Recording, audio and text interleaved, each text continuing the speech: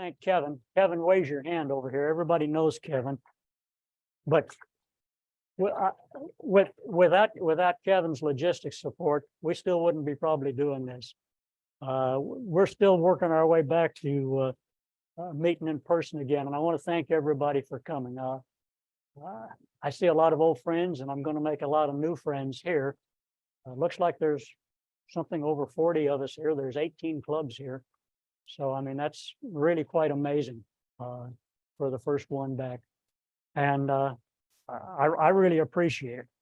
I get to be your host because your DRFC, Larry Stone's traveling internationally today. And Mary Jane, is he on vacation or is he visiting a project? Oh, you don't know. All of the above. I'm sorry? He's prospecting. Okay. Larry and Mary Jane are let's call it international representatives. When we do a global grant, which you're going to learn a little bit more about after lunch, we don't do it unless the agreement's made that the project company or project country invites us to their dedication. So every time we do a global grant, we send a team to the dedication of that grant. We stay a couple days, we meet the Rotarians there, we make sure that the money we spent went to people that were going to take good care of it. And Mary Jane's probably the highest traveled. She's done 17 or so trips, and some of these trips we'll do 3 in the same trip. So I bet she's probably done 20. So if you want to know what it's like to go overseas and visit one of our global grants, Mary Jane is the one to talk to.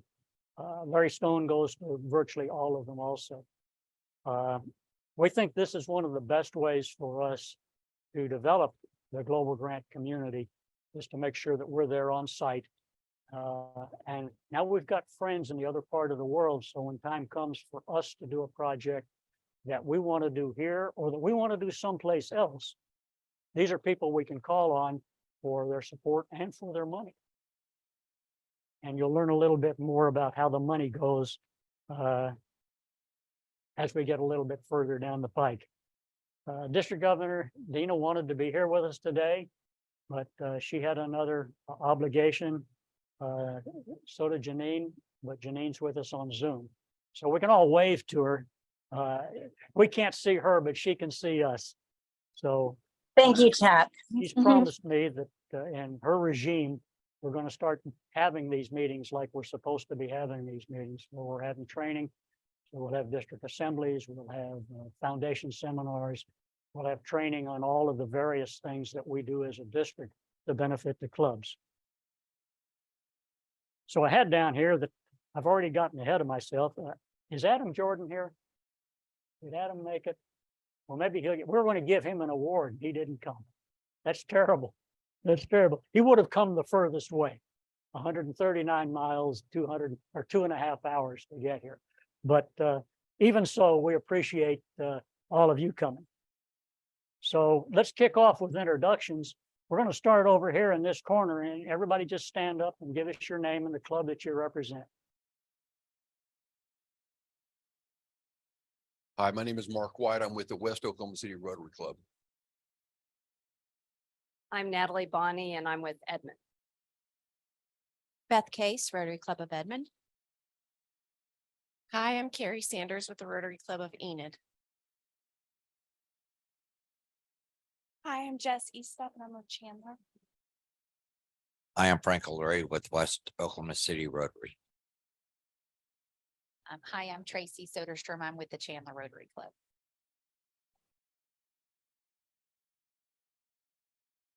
Hi, Brittany Adovich, Ponca City. Brooke Jones, also Ponca City. Angela Rickman, Ponca City.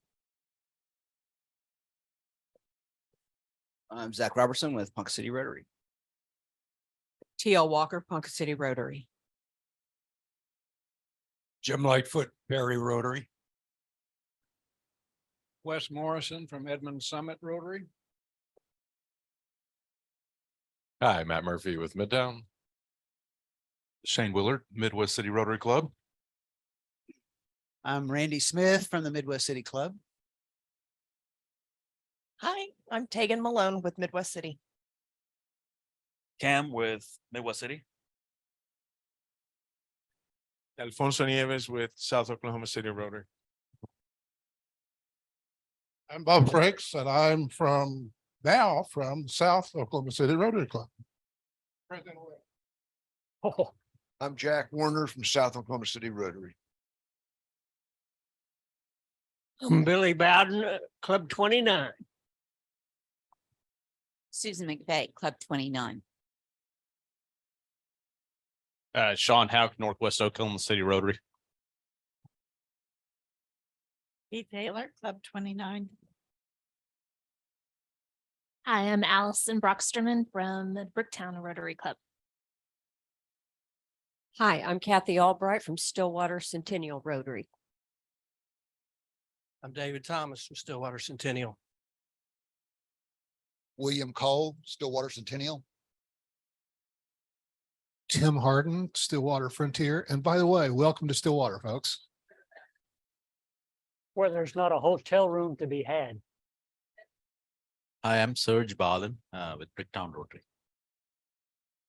Alan Norton with Bricktown Rotary.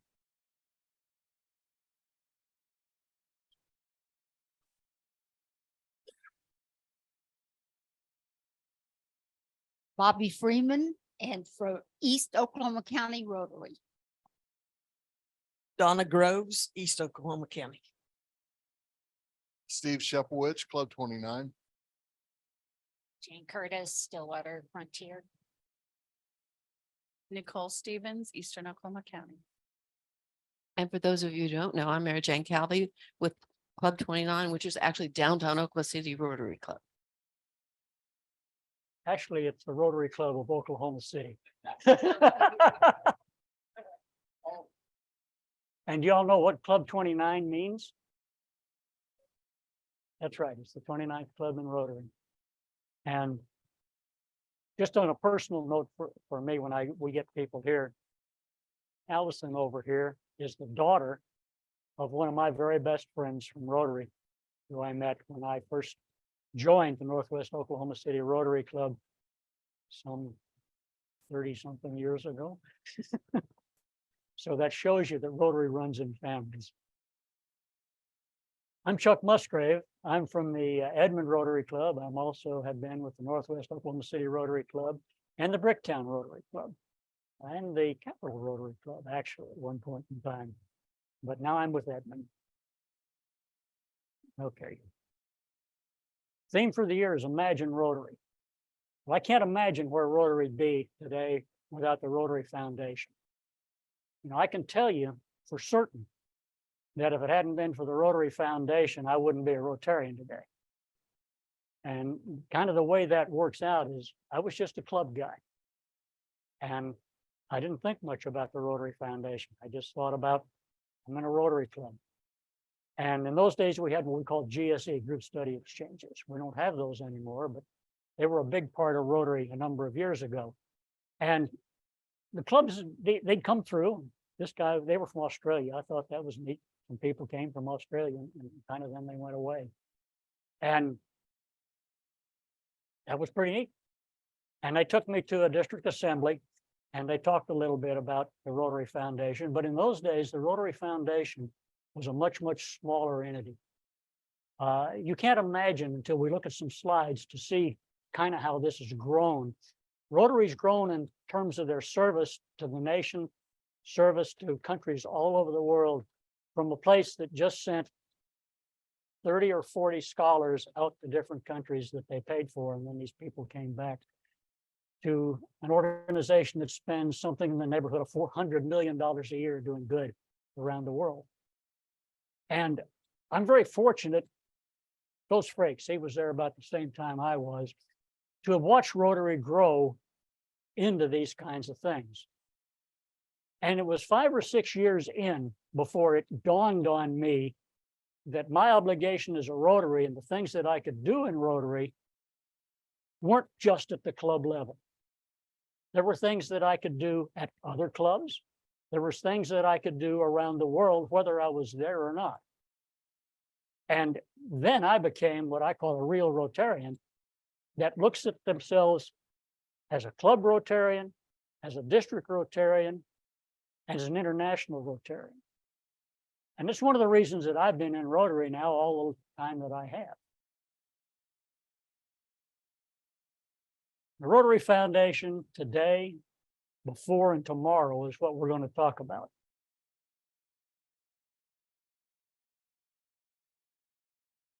You got to turn the sound on.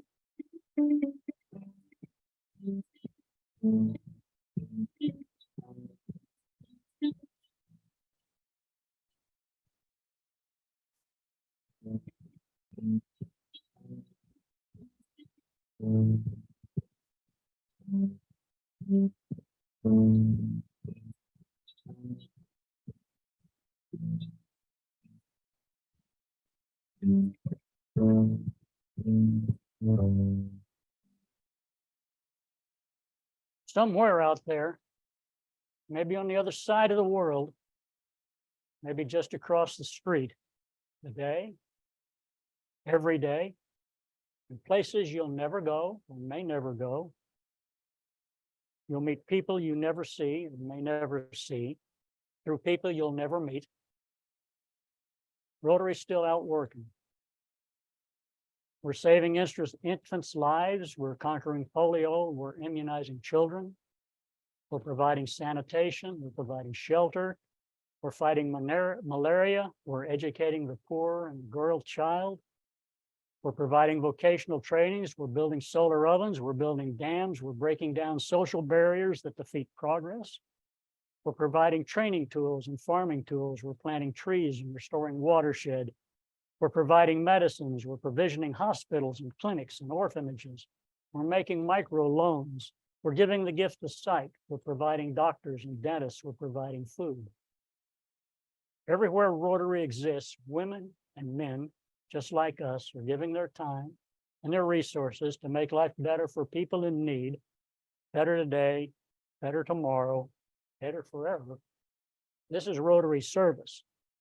And it's all made possible through the Rotary Foundation and Rotarians that support it and work for good.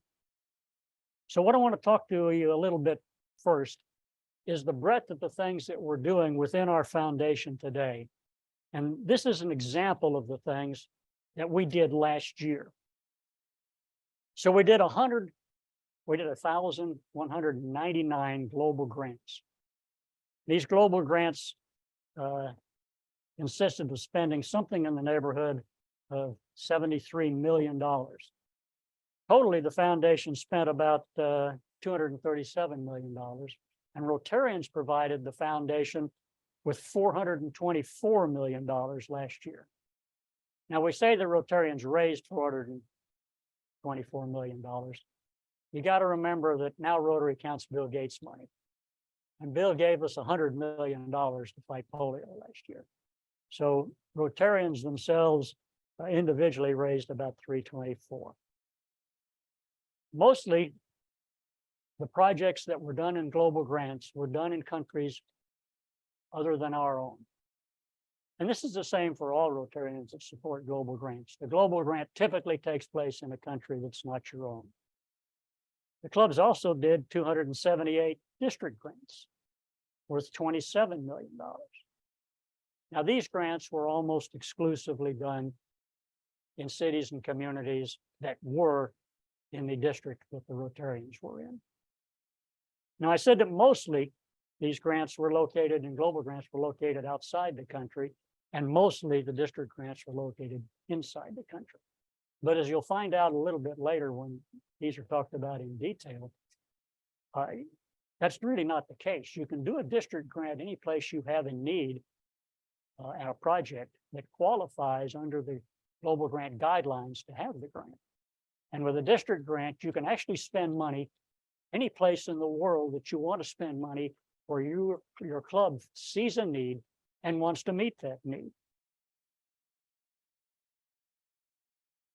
This is how we spent all of the money that we spent last year. As you can see, polio eradication was one of the biggest series of grants that we made. But we also did $8 million worth of disaster relief, $4 million worth of for peace centers, other kinds of grants, about $9 million. Our G&A was 15 million, which is pretty doggone low for a foundation of our size.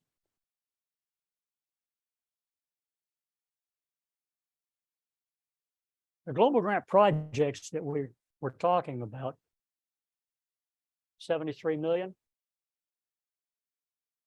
These are in these 6 areas of primary focus. And Mary Jane reminded me today that actually there's 7, but it wasn't on the slide that I had available. And the fact of the matter is, I don't remember what the 7th is. What was it? You remember? Environment. Oh, yeah, I'm squishy on the environment stuff. I'll stick with the 6 major ones for now. If you look at areas of focus that we just talked about, this is kind of how they were spent. I was supposed to say something different, but now there's not enough room up here for me to spread out, so I can't get all the stuff I want to say. I was supposed to ask you before you saw this slide, which one of these do you think we spent the most money on? How about number 2? Yeah, you didn't look fast enough, did you? What's number 2? You think? As usual, the general's always right.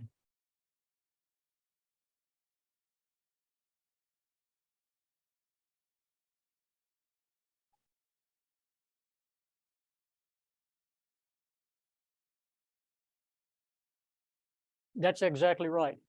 That's exactly right. And as you'll find out when we talk about global grants in a little bit, the clean water issue is something that Rotarians and do-gooders all around the world care a really great deal about. But it's one of the hardest projects to actually get implemented. And I may step on somebody's toes, but while we're talking about clean water, I'm going to talk a little bit about my experience with it. When Governor David Reed came into office, he said one of the things he wanted to do was he wanted to drill some wells. And so I'd happened to have met a district governor from India who wanted to drill some wells. And so we drilled like 35 wells in various small communities in India. And West was one of the big contributors to one of these series of wells. Can anybody tell me how many of those wells still exist today? No, 0. And I thought maybe that was just us, but I happened to have been on an airplane with a lady from the Red Cross. And she was telling me the exact same story, except they were even further down the road than we were. You know, ours were all hand pumps. Theirs actually had electric motors. And they said that it was even worse for electric motors because there was nobody there that could fix them. And Rotary found out, and we'll talk about this a little bit more, but Rotary found out that if you don't provide the mechanism to sustain that well will cease to function. When something belongs to everybody, it belongs to nobody. And when it belongs to nobody, nobody's going to take care of it. And these kinds of examples of, let's call it ultimately wasted projects, was one of the reasons that Rotary evolved into the system that we're using today. And I will tell you that the evolution, when it occurred, was very, very hard on Rotarians because it changed the way we had to look at how we did good in the world. And a lot of us weren't really ready for that change at first. And I think now we've come to appreciate the fact that when we drill a well 15 years later, there's still water in that well. If we build a clinic, we come back to that clinic, they're still immunizing kids and taking care of their community, where in the past that wasn't the case. these are, there's a difference as you look at the first slide that I showed you. About 47% of the projects that we did were fighting disease, and about 15.5% were in water and sanitation. So about 60% of the projects themselves that were done in these two fields of service. But dollar-wise, disease accounted for 52%, 38 million, as you can see, and water accounted for 37 million, which is about 18%. So about 71% of the projects that we did were in fighting disease, and this doesn't count polio, we're fighting disease and providing clean water.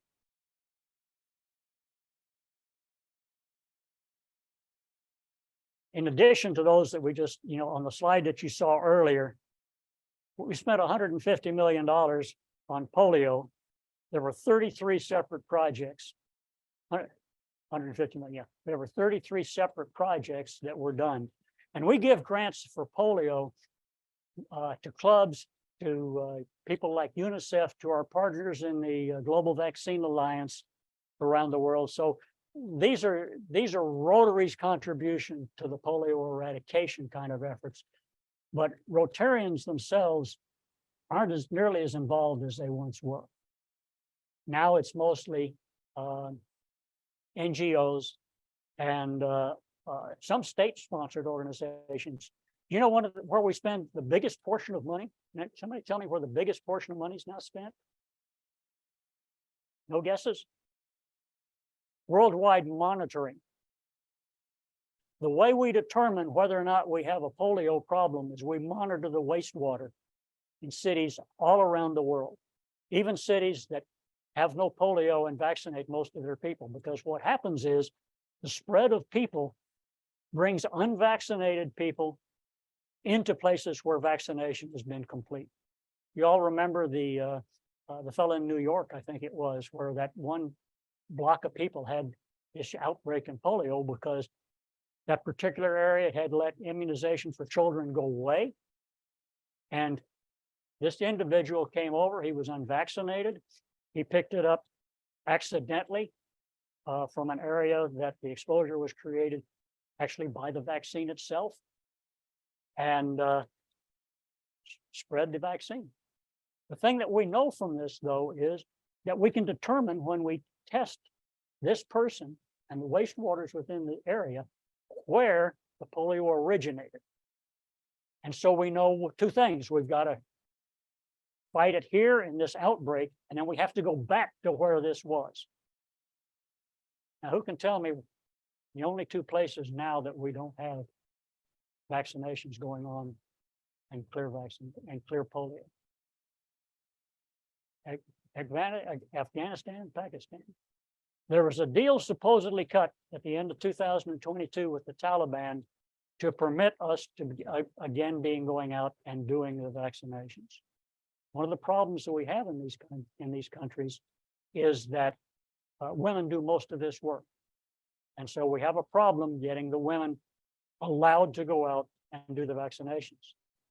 The issue is if you send a Taliban to somebody's house, they're not going to bring the kids out to be vaccinated. And these are things that we have to work our way through, but we have been able to work through. We did 130 Peace Scholars. Peace Scholars are greatly funded by endowments. They're for $100,000 you can endow, $1 million, sorry, spoke cheap. For $1 million, you can endow a Peace Scholar. And there are a couple of individuals that I've met at district conferences that personally have their own Peace Scholar. But there's 130 of them that go out virtually every year. Polio Plus Partners is, we did 11 grants with. Polio Plus Partners or other people that we work with to eliminate polio. And who can tell me what the plus is in Polio Plus? Polio Plus is other vaccines. When we first got in the polio business, we got finding out that while we were out there, there was a lot of other disease that was going on that we could immunize against at the same time. And so Polio Plus now grew to Polio Plus other vaccines.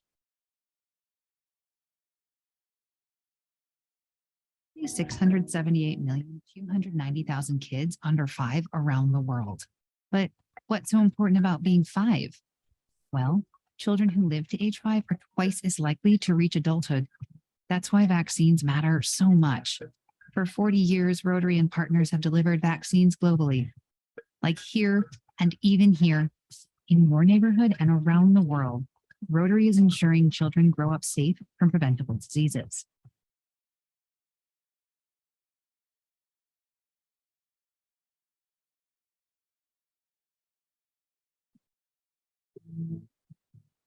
A single act of good can go a long way. It can cross oceans, cure disease, and create equality. As members of Rotary, we are people of action, and our actions have the power to speak loud and clear. We're changing lives and creating opportunities through our groundbreaking work in clean water, sanitation, and hygiene. Our global grants help communities create and maintain water resources close to home, because when clean water is within a child's grasp, so is a safe and promising future. We're committed to supporting sanitation projects that meet the needs of women and girls.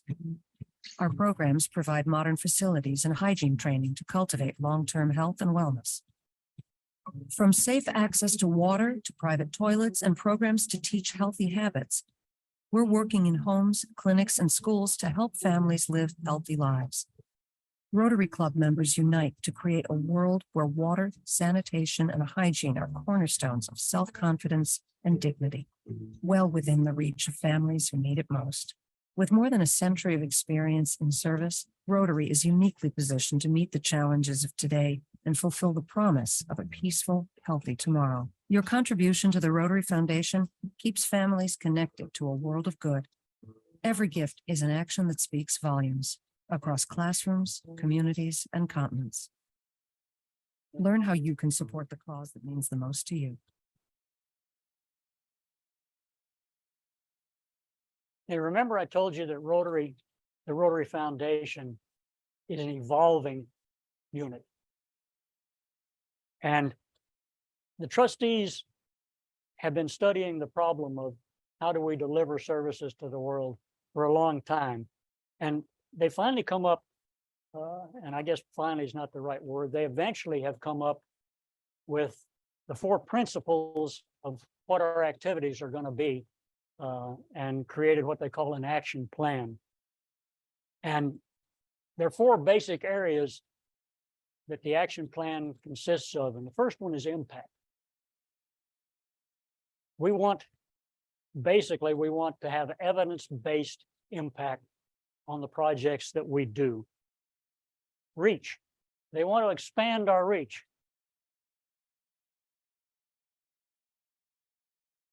He doesn't speak till later. That's the way the rest of the Rotary way.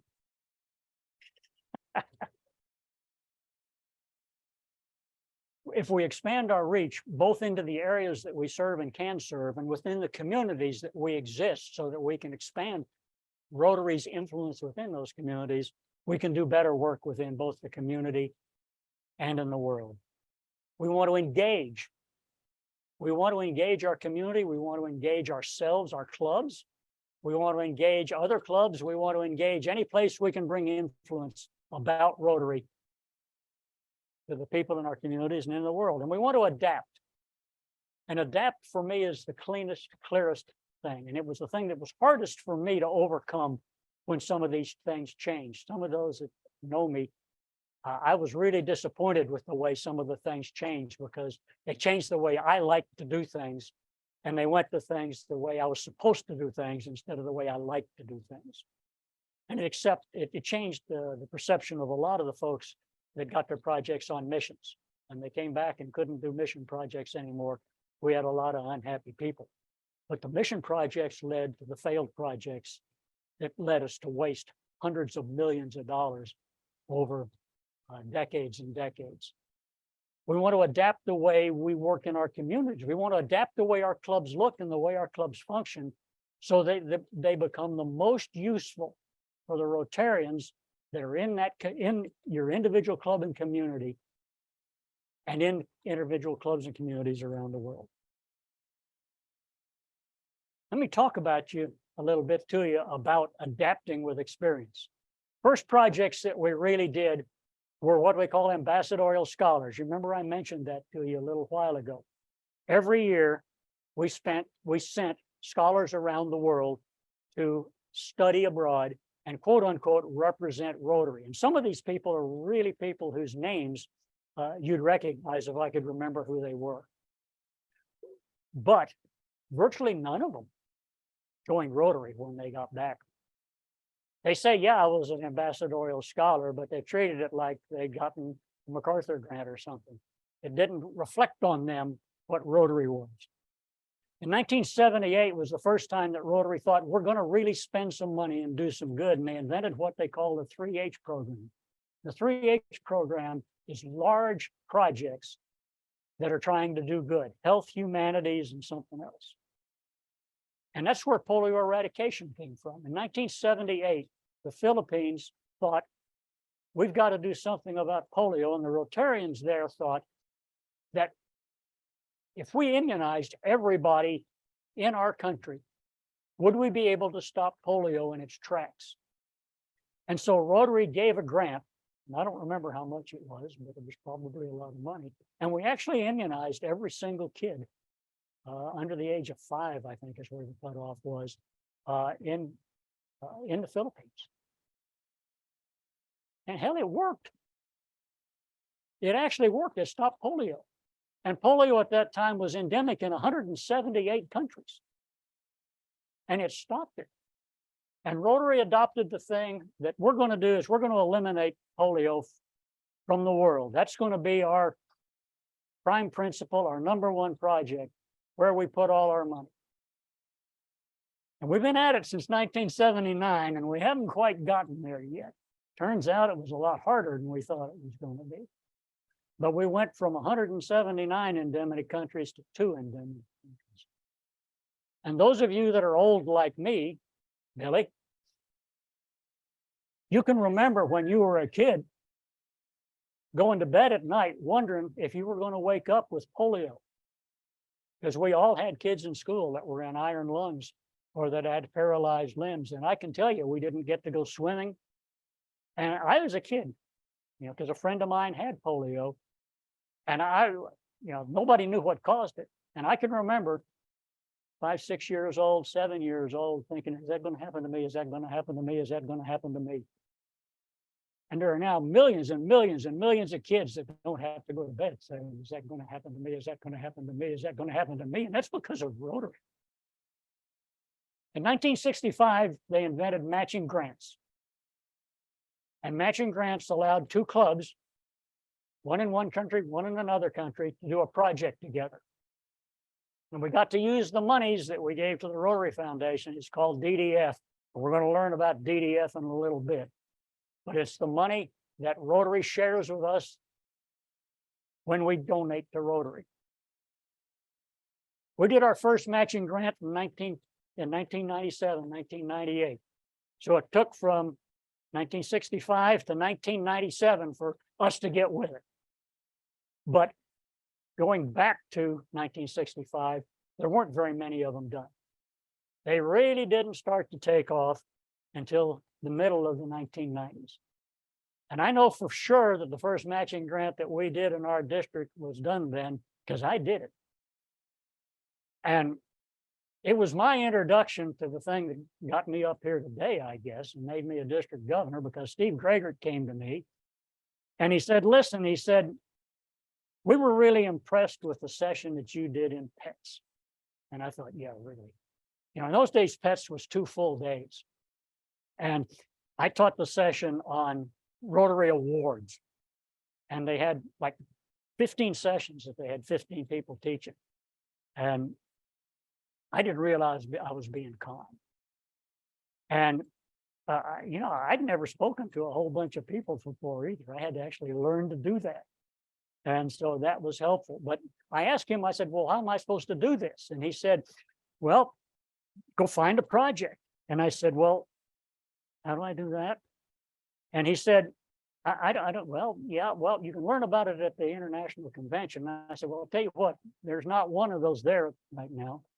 Who is your favorite district governor when you were in Rotary, when you were at governor training? And he said, well, it was somebody whose name's, I couldn't have pronounced it anyway, in Bangladesh. And so we didn't have emails, remember, in those days. And so I contacted him and I said, listen, my governor said that he liked you and he wanted to do a project with you.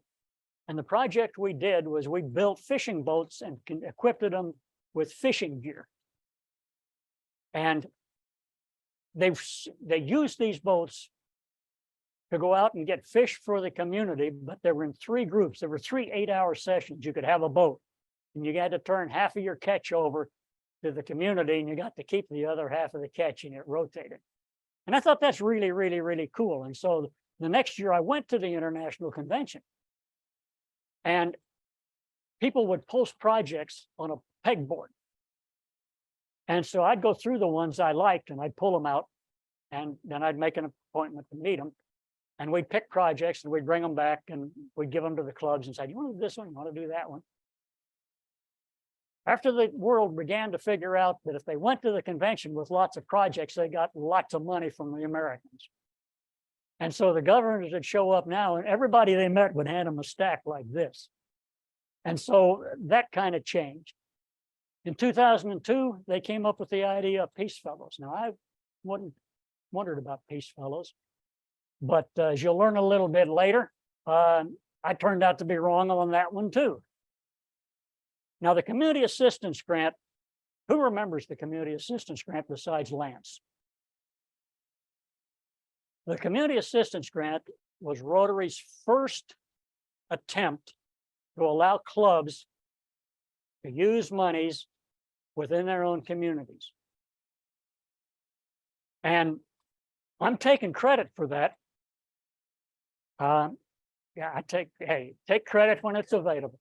You laughed at me, but I was at a Rotary International meeting, and Ron Burton, who at the time was a director before he became president of Rotary International, and they were carrying on about, we're going to raise more money for Rotary. Why can't we get more money from Rotary? We're going to raise more money from Rotary. And I said, Ron, until you find a way to allow the clubs to spend Rotary's, the money we give Rotary in our own communities without having to jump through more hoops than you can imagine, you're not going to get more money from Rotary.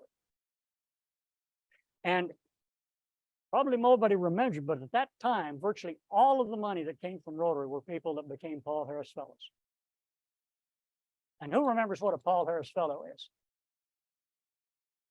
No, a Paul Harris Fellow. One time, $1,000. 1,000. The first one was in the 50s. Can anybody tell me what $1,000 in 1955 what is today? $11,000. So those of you guys out that think becoming a Paul Harris Fellow is expensive, be thankful you weren't living in the 50s. But the Community Assistance Grant was phenomenally successful, And so they developed what was then called the District Simplified Grant. And Lance knows all about that because I think he was on the very first District Simplified Grant Committee. And they said you can use 20% of your DDF to do these projects. And believe me, we sold out in a hurry. And at the same time, they invented what they call every member every year. And every member every year was a goal to try to have every member give something to the Rotary Foundation every year. Now, to be an every member every year person, you had to give at least $25. But that was every member every year. In 2013, 2014, that's when our Rotary world changed and Future Visions came to us. And all of these projects that we'd learned about before, including things like group study exchanges, they all went away. This is adaption. And this was the first major adaption that Rotary came up with. And instead of all the rest of this, we got district grants and we got global grants. And that's all we got. And then we got significant engagement with partners. Now, these are just some of the partners we play with, but the difference with significant partners is that for the first time, when you went overseas with something, you didn't have to rely on the club or the district that was over there to complete the project successfully. You could have an implementer that was a professional doing whatever it is that you wanted to do. Because one of the biggest problems in doing a global grant is you got to find a partner that's not going to screw it up. And what happens if you screw it up? If you don't get out there and fix it, you don't get to do any more until you do get it fixed. And this made a huge impact because it took us away from having to find a club who could find the expertise to actually implement this. And we're going to cover it in membership a little bit, but of all the people that join Rotary over a 10-year period, club members join Rotary over a 10-year period, how many of them do you think are left at the 11th year? Half of them. When you have this kind of churn, the guy you made the deal with, he might be gone 3 years later when your project's supposed to be implemented. So now we could actually complete projects of major scale and know that they're actually going to work. I tell you what, we're hit the second session. We're a tad early. You want to go another 30 minutes? You want to take a break and pick up that second one when we're done? Okay. So says Jack. He's going to be boss year after next, so I guess we got to keep moving on down. We got to move on down the road. Okay, why do we donate and how do we donate? Your contribution to the Rotary Foundation keeps families connected to a world of good. We're changing lives through our vision and unwavering commitment, bringing hope to those who need it most. We choose to see the world for what it could be. Every gift is an action that speaks volumes.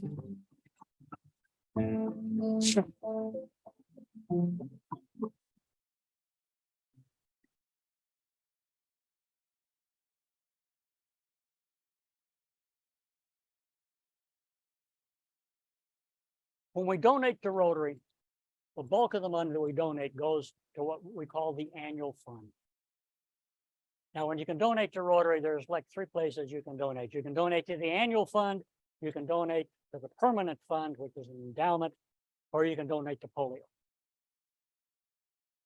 We ask all the clubs when they donate to donate to the annual fund because the annual fund provides the monies that come back to us to do projects with 3 years later.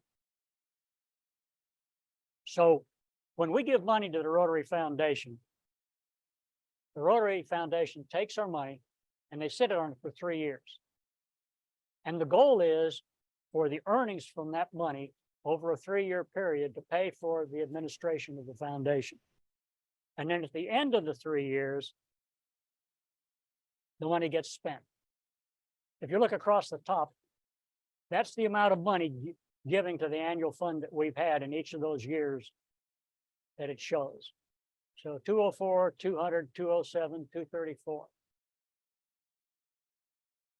The money comes back to us then at the end of the third year period into 2 pies, DDF and the World Fund.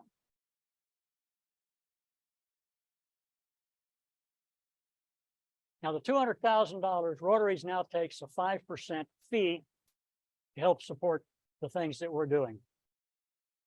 The donations then go into a bigger pot and it gets split out into the district designated fund and to the World Fund. Now, the district designated fund gets split up again. It goes into global grants or it goes into the district grant. Now, the rules tell us that your district grant can be no more than 50% of your DDF. So in this case, our DDF was $95,000 and our district grant was $47,000. Now, this is a governor, this is let's call it a collaboration between the Rotary Foundation chair and the district governor. The Rotary Foundation chair and the district governor are the only two officers in your district that represent the Rotary International. And so when it comes to money, the DRFC, in this case, Larry Stone, has to agree with the governor in order to how to split this up. Now, if your particular district wants to do nothing but global grants, you can put all of your DDF into this particular fund if you want to. But the most you can put in is 50%. We have always put 50%. And we've always been able to well overspend that money. Now, the money that's on the other side of the case, on the other side of the equation, goes into the World Fund.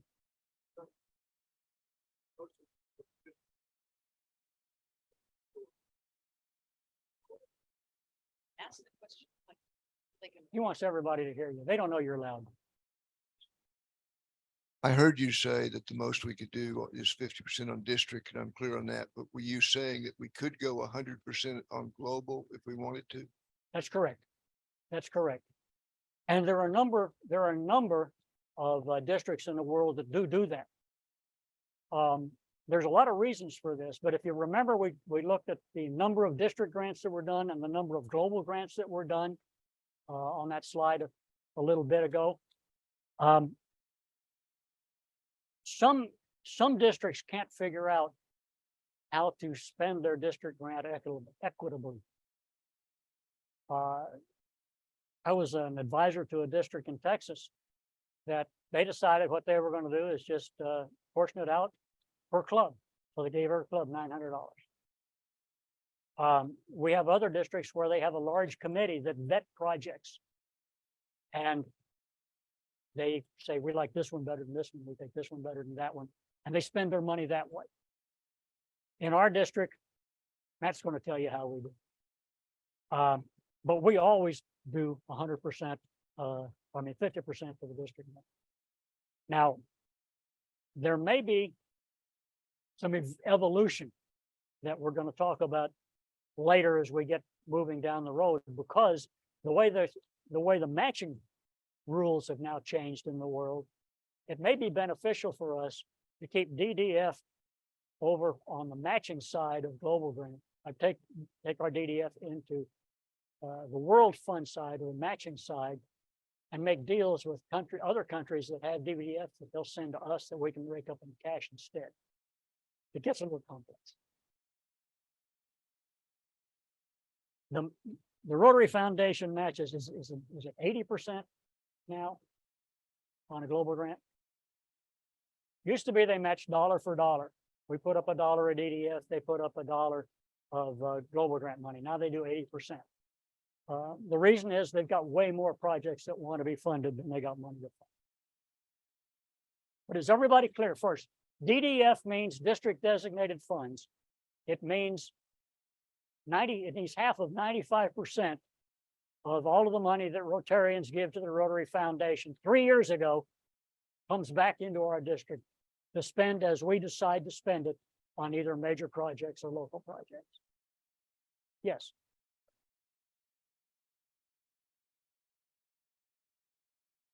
No, we have to go ask for it. We have to go ask for it. What they do is, well, yes, we say to them, we've got our 95,000. They put whatever we say we're going to get in the district grant, whatever we want to have in our district grant, they send us a check for. The others they put in our Rotary Foundation account. And when it's like a checking account, it's like a debit card, I guess. When we spend the money, they take it out. Now, used to be that money stayed there forever unless you spent it. We adapted. You know, there were clubs in Taiwan, many clubs in Taiwan that had over $1 million sitting there and they didn't spend it. In the old days, they'd have these big rallies saying, let's have a matching thing for polio, and the foundation will match it and you match it. and it was great to get it for polio, but the real reason was to try and drain some of this DDF out of the clubs. Didn't work, and so we adapted, and now we get to keep the money, I think, 3 years. Is that right, Steve? 5 years? He's the expert on all of this stuff besides this particular graph. And so if you don't spend the money, it goes back into the World Fund, and somebody that's got a project will spend the money. So Rotarians contribute to the foundation. They develop projects. They spend money. If you're really good at what you do, you can get back as much as 150% of what you contribute. You just got to go do projects with partners. So where does money come from? It comes from Rotarians. Rubber meets the road with us. Every member every year. Remember what I said you had to do to be an every member every year? That's right, $25. 100% sustaining member clubs. Anybody know what that is?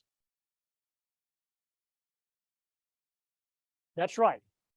All of your members give $100 a year. Paul Harris Fellows, we all know what that is, right? Collectively, you give $1,000. And you can do it over and over and over again, and we give you more doodads. These are doodads. And after you've been in a Rotary a while, you can see how many doodads a guy's got, see? And the more doodads you get, the more we ask you for, because it means you did it last time. Now, typically in the olden days, mostly you gave $1,000 to become a Paul Harris Fellow. Nowadays, you become a Paul Harris Fellow over several years. Most people do. And remember, if you're in a 100% sustaining member club, at the end of 10 years, you're a Paul Harris Fellow. Now, the Paul Harris Society, you'll hear about it a little later, but the Paul Harris Society is somebody that gives $1,000 to the Rotary Foundation. Forget about the White Hat Society, it's dead. And Paul Harris Society clubs, we used to have that. That was where the clubs gave an additional $1,000. We invented that, and we sent it to Rotary, and they didn't like it. But they replaced it with Paul Harris Society clubs. It means every member in the club gives $1,000 a year. I told them good luck with that in my district. And we also have the Bequest Society. And the Bequest Society are people that leave Rotary money in their will. You can become a benefactor by giving $1,000. I don't think anybody's talking about benefactors today, are they? Except me. You can give $1,000. And you can give it in various increments. If you give them $10,000, they give you a doodad. If you give $25,000 in your will, you get a double doodad. See, I got a double doodad. The round one, which one is it? The round one's a double doodad. That just means that I put in my will that after my wife's taken all of the money, they get the double doodad worth of it. We're talking about major donors. The major donors, the guys over here, you got round pins with sapphires and diamonds and things like that in them. If you get a diamond, it means that you're a major donor. And a major donor, it gives how much to be a major donor? Yeah, $10,000 a major donor. Then you can step up for a little more money and you can get a double doodad. Now in our district, we haven't got anybody above a double doodad. Now, on the round doodad side, we've got a couple people in our doodad lance that have as many doodads as you can get. So I figure that's somebody that believes in the Rotary Foundation. Look at our historical giving to give you an idea of how all this fits in with us. You remember when I told you back when we first started in 1992 and 1993? That's what our giving was. We used to have a ambassadorial scholar cost between $19,000 and $23,000 in those days. And we used to have to save for 2 years in order to get the point that we could have an ambassadorial scholar. Now, you see the star? All right, go back one. No, that's not right. I did it wrong. Starts when we started the foundation banquet. A Rotarian in our club, in our district, actually, it was from the Mustang Club, I believe, said we ought to have a banquet for the Rotary Foundation. And so Steve Dregert, who was practically, he was Mr. Rotary in those days, and we miss him greatly, headed that up. And Ron Burton, who was a bigwig in Rotary International, got a couple of the most prominent presidents of Rotary to come and host these banquets. And the banquet cost you $100 and the cost of the meal to get in. And at the first banquet, we had 500 people come. I mean, it was amazing. And you can see that the district started to move up. And if you look then at 2000, 2001, you notice that the little bar got higher than it had ever been in the past. And that's the year I was governor, and I was pretty proud of that. And then Mary Calvert came along. It turns out she was a heck of a lot better at it than I was. In those days, though, the governor was responsible for raising the money. The governor had to go out and convince clubs and convince individuals to contribute to the Rotary Foundation. And it was a laborious deal.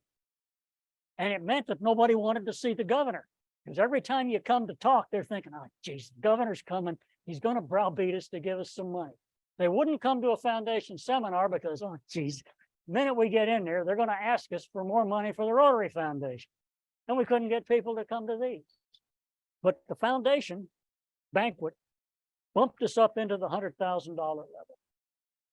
But we still figured out that we're never going to get past that, because everybody that came to the banquet after a while, they quit coming, because after you've seen 5 Rotary presidents, what's a Rotary president? First couple are pretty important. After you've seen 5, after you've seen 8. And so we ultimately quit doing it because we weren't raising any more money. In 2006, 2007, we started the 100% sustaining member club basis.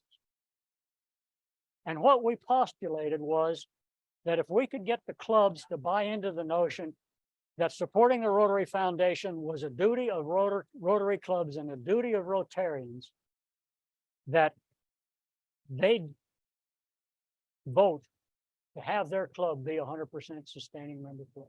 And the first club that did that was West Oklahoma City Rotary. And I was in that club at the time. And Lane Roberts was the president at that time. And Lane was a friend of mine. And he said, well, he said, I don't know. He says, I'll tell you what, he says, I'll do it 50. I'll do $50. And so they did $50. And then the next year I came back to him and I said, well, it really needs to be 100. And he did 100. And so I thought, hey, this works. And the club collected the money. Hey, this works. And the club collected the money. I don't have to go browbeat anybody. And so a few of the other past district governors and I started going out to clubs that we knew and thought we could convince to do it. And over the next 4 years, thank you, Oklahoma City Rotary Club, Club 29, Rotary Club of Oklahoma City, however you choose to call it, they came on board too. And suddenly, we had $200,000. And we held it there. We held it there. And then we thought, how can we get above this? And so then we proposed the Paul Harris Society. And the Paul Harris Society kicked in, and we jumped up to our highest ever, which was right at $300,000. Today, we're averaging in the $212,000 giving. This last year, we were a little higher. If you look on this particular slide, you'll see that last year we did $239,000. Now, I'm going to go over with this a little bit to you. This, we'll get a little bit in the weeds when you're looking at this kind of thing, but it'll give you an idea of the impact that the 100% sustaining member club concept had for our giving. If you look over there where it says on the little blue the little blue one where it says recognition and endowment measures. It's over there beside the chart. And don't pay any attention to the graph because the graphs the current year and we're only 2/3 of the way through. If you look over there on the year 21-22, it says we had 1,169 sustaining members. So we had 1,169 individuals that gave $100 to the Rotary Foundation. Virtually all of those gave them through their 100% sustaining member club basis. Our 100% sustaining member club basis represents approximately 70% of our members. So we got, when we start the day, we got $16,000 worth of money that's being given. Now, if you look over at every member every year, we've got another 250 some of them that are somebody that gave at least $25. That because they're double counting. You know, if you're given 1,000, then for sure you gave 25. Rotary's really bad about this kind of stuff. But they're worth another $6,300.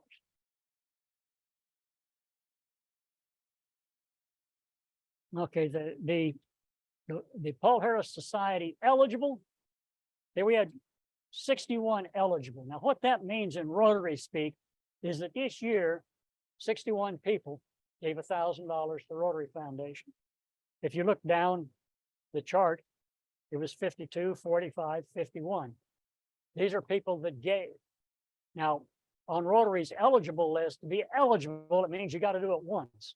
Then they keep you thinking about it. Or you got to sign a pledge and they keep you thinking about it. But the only people we count are people that did it for 3 years in a row. Because if they did it for 3 years in a row and they didn't pay us the year they were supposed to, we call them and say, hey, did you forget about us? But this ends up giving us a total count of about $180,000. And we know now that the people that give us the money are going to continue to give us the money. The clubs that collect the money are going to continue to collect the money. And so our job as Rotarians is to convince your club, if you're not a 100% sustaining member club, to become one. And we have this idea that if we got 1% of our membership every year for 5 years to have Paul Harris Society members, then we'd have even more money. But for a guy who thought he'd hung the world when he did $100,000, knowing that we start the year every year with $200,000 makes me feel really good. And it means when I come to your club, when Matt comes to your club, when Lance comes to your club, when your district governor comes to your club, they come to talk to you about how you can spend all this money that we have available for us to do good in the world instead of will you give us more money. And I can tell you, watching some of the other governors struggle, if you remember going back to some of the dips, you can see some of our other governors struggled. Some didn't like asking for money as well as some of the rest of us did. You don't want to do that. You know, our goal is to spend all of the money on really, really cool projects that we found and we invented. Where do you find a project? There's a neat website that you go to, and it lists every Rotary club in the world that wants your money. Now, I don't know how many of them are actually good projects, but Mary Jane's going to tell you how you sort the wheat from the chaff, or maybe Steve is, I don't remember. But if you find a project in there that you think's really neat, you say, hey, this might be something we want to do. Or you can say, like a couple of friends of mine have said, you know, I've always wanted to go to Borneo. Let's go do a project in Borneo, and I'll be the district rep that goes over to see our project in Borneo. And I can tell you for an absolute certain fact, back in the days of matching grants, there were a lot of trips to Borneo that got made. Well, maybe not Borneo, but Bali Bali. But you can click on one of these. Let's do a water and sanitation in India. Oh, I missed it. This is one too. Okay. Well, this is a health project. These guys want to help people that have been victims of stroke. They want to spend $39,000. They put in $15,000 of their own DDF. Okay, this tells you this is a project that if they can complete it, is going to be a good project because they have as much money as they want from us. So this means, hey, this is a good project. The projects to be wary of is they put in $100 and they want you to put in $35,000. But how do you do with this? Well, there's a way to contact this guy. What's that? Whoop, I can't get back. Yeah, you said I got to alternate tab. There you go. www.matchinggrants.org. Now, this is not affiliated with the Rotary Foundation. This is a Rotary district that took it upon itself to be this keeper of projects. And these are easy enough to do because once all these clubs find out that there's a place where they can be found, well, they go there. Okay, let's see if we can. Sir. Alan. Just real quick. Finding clubs to partner with isn't as easy as you might think, because on the other end, whoever the recipient isn't always up to speed on how to get their part done. And I've got a club I'm working with right now in Lesotho, Africa, that's that way. They don't understand this. So my point is, when they get to this point, they've been proactive in the process.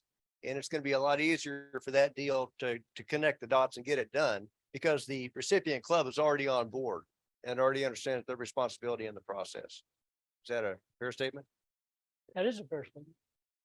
And just adding one thing, I don't know how often they update this, so I don't That's know right. how real time it is either. Well, you know, you can, I know they updated in some cases because it'll say completed or fully pledged.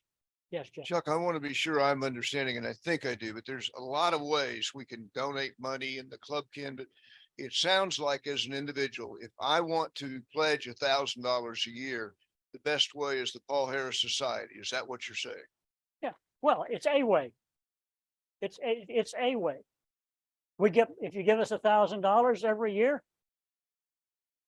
you get this doodad. We'll spend it. And we'll spend it. But Lance is going to talk about the Paul Harris Society in a little bit, and that'll cover your question a little bit more. Now I've lost our project. Let's see if it was this one. Sure. Well, nobody vets these at this stage. All right, but if they're putting DDF in it, like if I'm doing the project, if I'm doing a particular project, I go to the club and say, send me your information. Okay, if they're far enough along that they've got a grant number, okay, you can get all of their regular information off of their grant number and it'll tell you whether or not it's any good. If they've got the money raised, you let Rotary come back and vet it later, because Rotary won't have the money until they've been able to convince Rotary that it's implementable. And when you say Rotary, Rotary if we were to join with them, as earlier said, if we mess it up, we got to clein it up. Yep. So if we went to them, but if they're the ones that don't know, because that's why you got. we have to help them, then that could drag out. And we can't do another one until we get it cleaned up. Yeah, well, close. And I'm going to talk a little bit about that later. But what I found a guy on this the other day when I was looking at it to see what I wanted to look at, and it was a deal with wheelchairs. And it was a Rotary club in Washington that was doing wheelchairs in Mexico. And I'm a big believer in the Wheelchair Foundation, which at one time was a Rotary partner. And they told us at one time at a convention that if we gave $1,000 to Wheelchair Foundation, we got to do that, new kind of do that. And So I gave $1,000 to the Wheelchair Foundation, and I went to get my doodad, and they said, no, we changed our mind. We're not going to give you credit for that, and I didn't get my doodad. But I went to his contact information. I just said, hey, are you guys really doing this? Are you doing any good with this? And he said, yeah. And I said, how are you doing it? And he said, well, we're not going to do a global grant. We're just out here fishing for some more money to do this. But it was easy to contact him. He got right back to me. Believe me, when people want your money, they get back to you in a hurry. And the rule I use once I get down the road a little bit is once our committee, and Steve will tell you about our committee, okie dokies us putting money in. We may not know if it's going to close or not, but we don't get billed until Rotary's done due diligence on it on our behalf. And some of them don't close. And sometimes I'm on the committee. Sometimes I'll vote for a project that I think there's no chance in the world that this is going to happen. But rather than tell people that are wanting to do it that I'm against it, I say, yeah, all right, fine. Let's see if it closes. And since it doesn't cost us anything to make the pledge, it puts the onus back on the guy that's doing the implementation. Okay, now I get out of this by going Alt Tab. Remember I talked about doodads. Well, these are your Paul Harris doodads. And my favorite doodad is the 5 sapphire. I think that's the prettiest one. And then when you give another one, you get down to the ruby. Well, I think, why in the world would somebody trade 5 sapphires for that ugly ruby? Now I got to go spend another $3,000 to get my diamond. I like the diamond. The diamond's a good doodad. I think the tail on there that's a benefactor tail, right? That means that if you've agreed to donate $1,000 or more in your will, you get this doodad too. But it conflicts with my other doodad, and so I don't.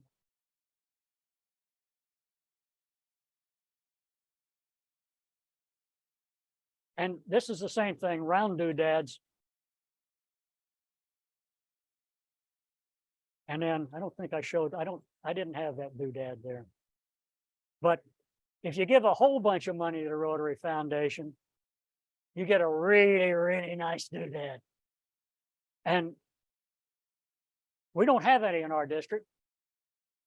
There are 2 in 5770. I was amazed that the Founders Circle had like 22 people that joined this year. And we're at break.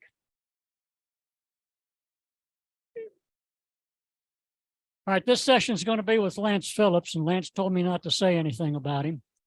But this is Doodad City, and Lance has got about as many as you can have, except for just a very few people. He's a past district governor. He was on the first district simplified grant committee and ran that for a number of years. He was the District Rotary Foundation chair. He's a Paul Harris Society member, a major donor to the foundation. He's a level 5 benefactor. And he's been speaking at these things, well, since he was a young Rotarian at Bricktown Rotary, where I first met him. So Lance, you're on. Awesome. All right. Well, it's good to be here. I appreciate Chuck's introduction. I will tell you, quickly, my story of Rotary is unlike many people's. I kicked the door down to become a Rotarian. Had some friends who were starting the Bricktown Club way back in the day, and really good friends, I thought at the time, but they were starting a club and they didn't invite me. And so I found out eventually that they were starting a club, and so I just kind of showed up, and then they let me in. Oddly enough, none of those friends are still Rotarians. So I'm still in it. I don't know that I've been the best Rotarian since around the COVID time. I was in the Exchange Club for a while. I kind of didn't make it, and then I was still part of Rotary because I will tell you, the two things that made me a Rotarian, and if you've heard me speak before, my two passions in Rotary are RILA and the Rotary Foundation. And so even though I wasn't a real member of a Rotary club for probably a couple of years, I have still donated to Rotary faithfully the entire time through the foundation, through the Paul Harris Society. I am now back in a club as of like 2 weeks ago. So hopefully I will get more engaged. But anyway, enough about me.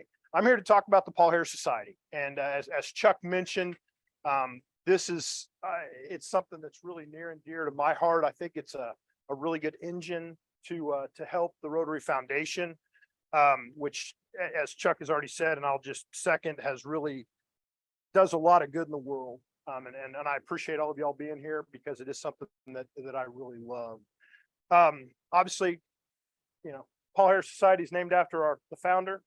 Should go without saying. It recognized Rotarians who pledge and hopefully do follow up with that pledge of donating $1,000 a year to the Rotary Foundation. You do get, as Chuck likes to say, you get doodads, you get a little ribbon. I'm not much of a doodad guy. I don't put holes in shirts. I don't really agree with that very much. But you do get a ribbon for it. So there are doodads that do get added out. The money can go to basically 3 different places, which is the annual fund, Polio Plus, or a Krug Foundation global grants. It's relatively new. The Paul Harris Society, in theory, has been around for quite a while. It was actually formally recognized by Rotary, as Chuck said, it was part of the Future Visions program back in the 2013, 2014 is when Rotary actually recognized the Paul Harris Society as an actual society. It was actually created back in 1999 by a district governor out of District 5340. No one is really sure about when it started in our district. I mean, it's part legend, part lore, part mystery about what it is. But the story goes something like this, and it's passed down from Rotary generation to Rotary generation because the clay tablets that it was written on have now been broken. But it goes something like this. We all know that Chuck Musgrave is the godfather, whatever the word is. There you go.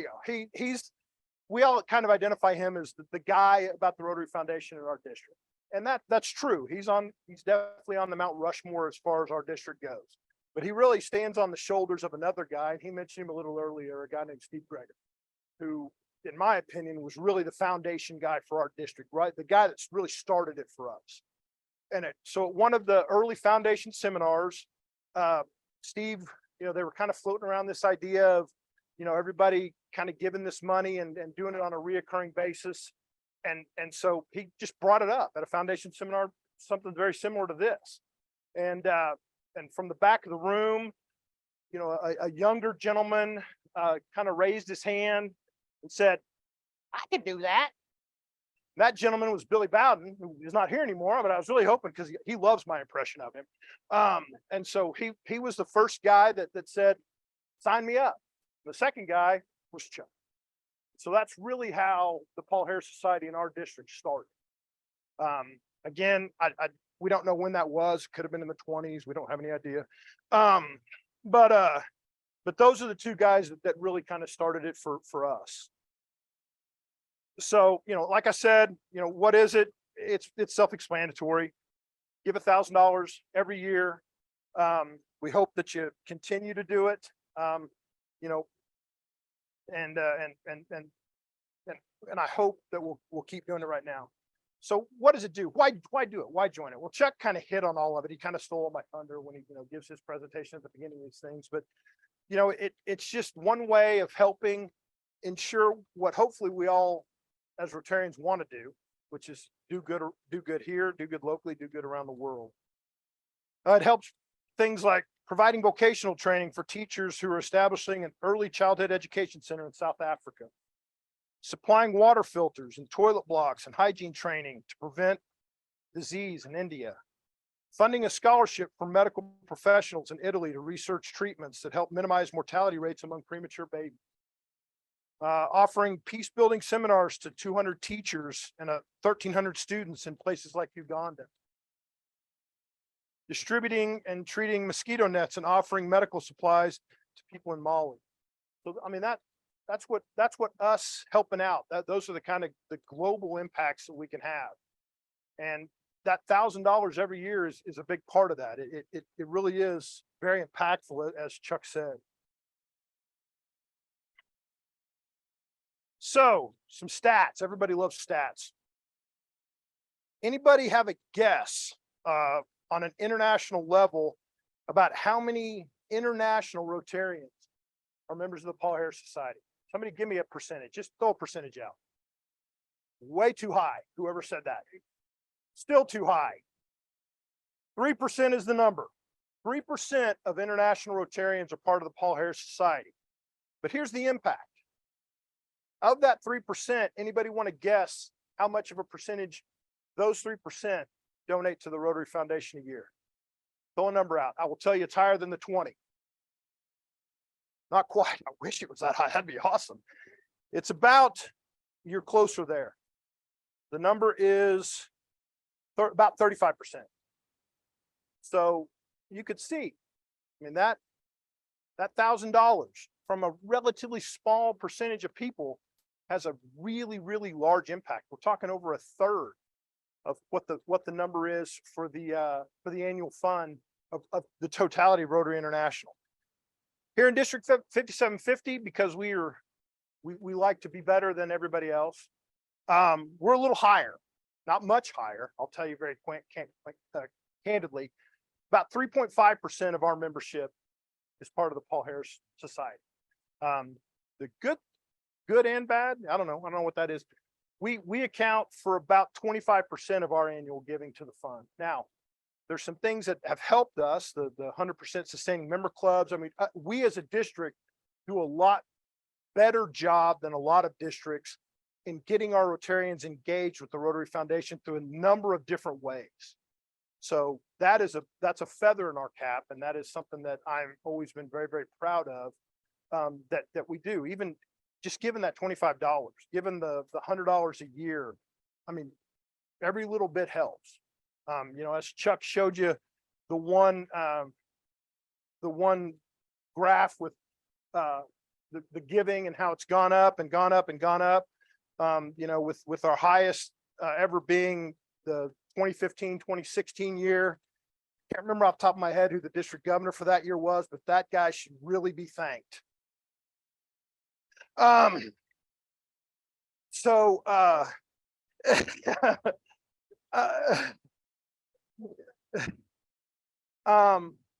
you know, as I said, it's easy to join. You know, becoming a member of the Paul Harris Society is, it's pretty, you can join online. I brought some brochures. One of them is being filled out by Jack right now, as everybody can see. You can even just call Rotary. I mean, there's a number of different ways to do it. Currently in our district, we have about, I think the number is 133 members who have said that they want to be a member of Paul Harris Society. Now you'll notice my statement was they said they want to be a member of Paul Harris Society. That's because only about 59 or 60 actually do anything about it, which means they actually pay the money on a yearly basis. Now, part of that is I should be sending out more emails and calling more people. I'm going to try to get that done. But we had a couple of pushes over the years to really sign people up for this group. And we did really good about signing people up for filling out the brochure, doing stuff online, saying that they wanted to be a member. What we haven't done a real good job of is what I'm getting ready to do is take Jack's money. And so we need to, we're going to try to do that better, because as I said, you know, it's very impactful for what it really is. But if you do want to join, I brought brochures. You can do it online. I would suggest, because when I first joined the Paul Harris Society, I was I was the guy who just wrote the check, the $1,000 check every year and sent it in. Now there is a incredibly easy way to become a Paul Harris Society member called Rotary Direct. Who's heard of Rotary Direct? Alan, what is it? So you can contribute on a monthly, quarterly, or once a year basis. You go in, you sign up, it's part of your profile on Rotary. You can put in a credit card and they can take out $1,000 when you tell them the date to take it out of. They can take $250 out on a quarterly basis when you tell them to do it. Or they can take out an $85 amount on a monthly basis. It's on your credit card. I put it on my credit card with Hilton, so I get points on it because I pay that off. So I'm double dipping. I don't know. That's what I do. You know, and so when you really think about this and you really break this down, it's $1,000 a year. But if you divide that by 365 days, it comes out to about $2.73 a day. That's it.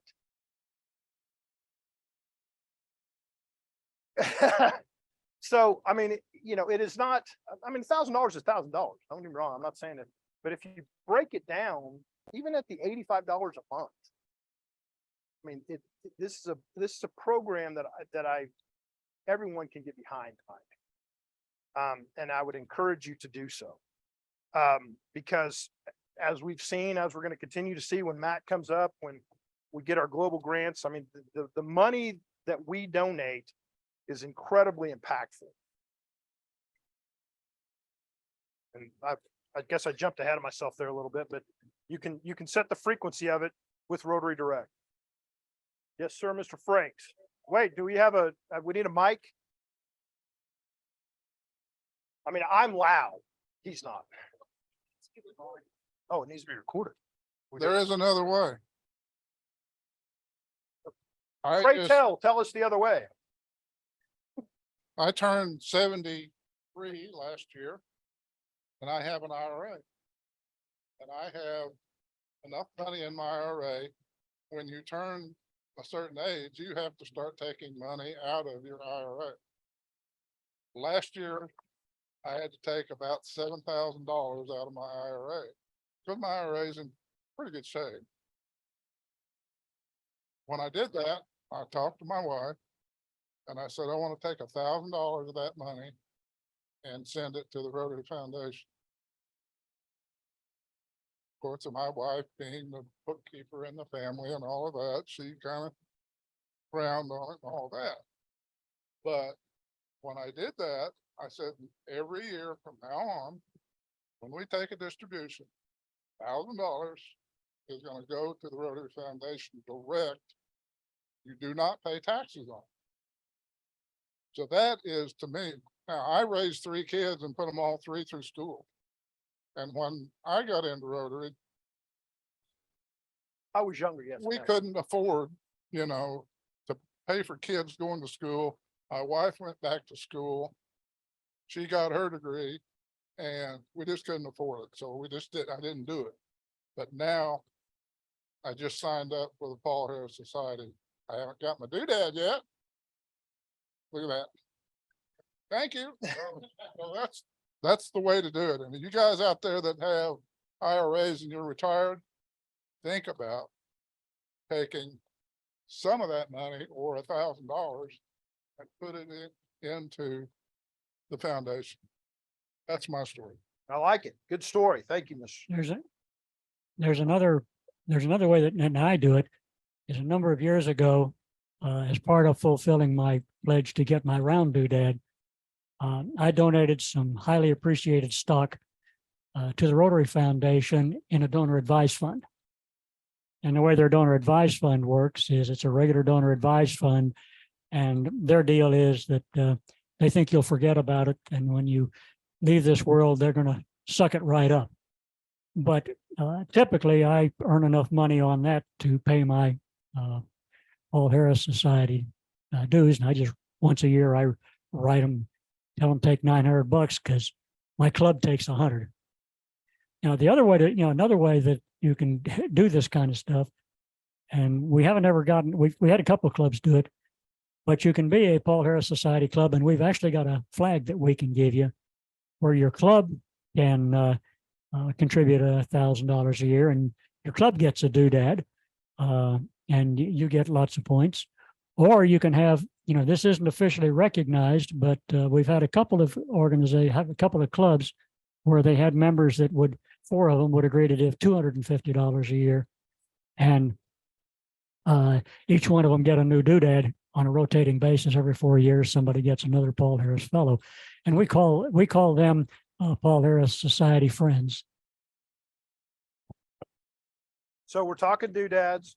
You get the doodad. If you do this long enough, you can actually get a better doodad, which is obviously the major donor doodad. They're actually called pins, but I don't know why Chuck keeps calling them doodad. So, and our district, we do pretty well on it. We have quite a few major donors. So we've got some people that have kind of stepped up. We actually have a couple of our newest ones here. Alan from Bricktown. Are you in Bricktown now? Alan here, and Natalie. I saw her. Natalie from the Edmond Club are 2 of our newest major donors to the Rotary Foundation. So help me there. Thank you guys. So thank you both for that. It is important for us to maintain the Paul Harris Society. I think it is very beneficial. So I want to say thank you for everybody who's in it. I don't know everybody, if people are in here. Thank you for Jack for joining today. That's important. I think I'm going to East Oklahoma County sometime soon to talk about it. Okay, thank you for reminding me. It's on my calendar. Okay, all right. I'll come to clubs and talk more about it if you want me to. I'd love to come just to kind of spread the word a little bit about it. I need to do better with the annual reminders. I need to email the 60 people who promised to do it in the past 10 years and haven't, but that's something that I need to do. But it is very important. And I know everybody gets busy and people, get other things on their mind. That's why I think Rotary Direct is such a great alternative to this. One other thing that they wanted me to just quickly talk about is, we have with these sustaining member clubs and people who kind of give $100 a year, after 4, 5, 6 years, they get a pretty good amount of money with the Rotary Foundation. They're not quite to that Paul Harris Fellow, which is the one-time $1,000. But as you accumulate multiple Paul Harris Fellows through the society, through major donor, through other routes, we also accumulate points as individuals. And one of the programs that we've kind of bumped around for a few years is those people that are really close to becoming Paul Harris Fellow and getting the pin, getting the certificate, getting the recognition, is you can actually use your points, which are pretty much useless unless you want to do things like this, to bump them up to that level, to get them that recognition, to get them that thank you. So if you don't do that in your club already, I would encourage you that, to identify the folks, especially in your sustaining member clubs, who have, got 5, 6, 7 years of this $100 a year. And you probably have somebody in your club that's a Paul Harris Society member, a major donor or something, even a multiple Paul Harris Fellow. Because once you do it that first time, you start accruing the points when you start building towards that 2nd, 3rd, 4th, 10th, whatever. Use those points to recognize those people. Get them across that goal line, maybe inspire them, maybe, get them to where they need to be. Yes, ma'am.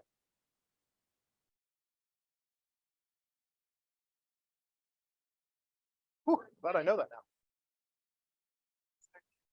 So this is our 20th anniversary year, and that was one of our goals. And that's why we asked Lance to come out to try to figure out how to do that.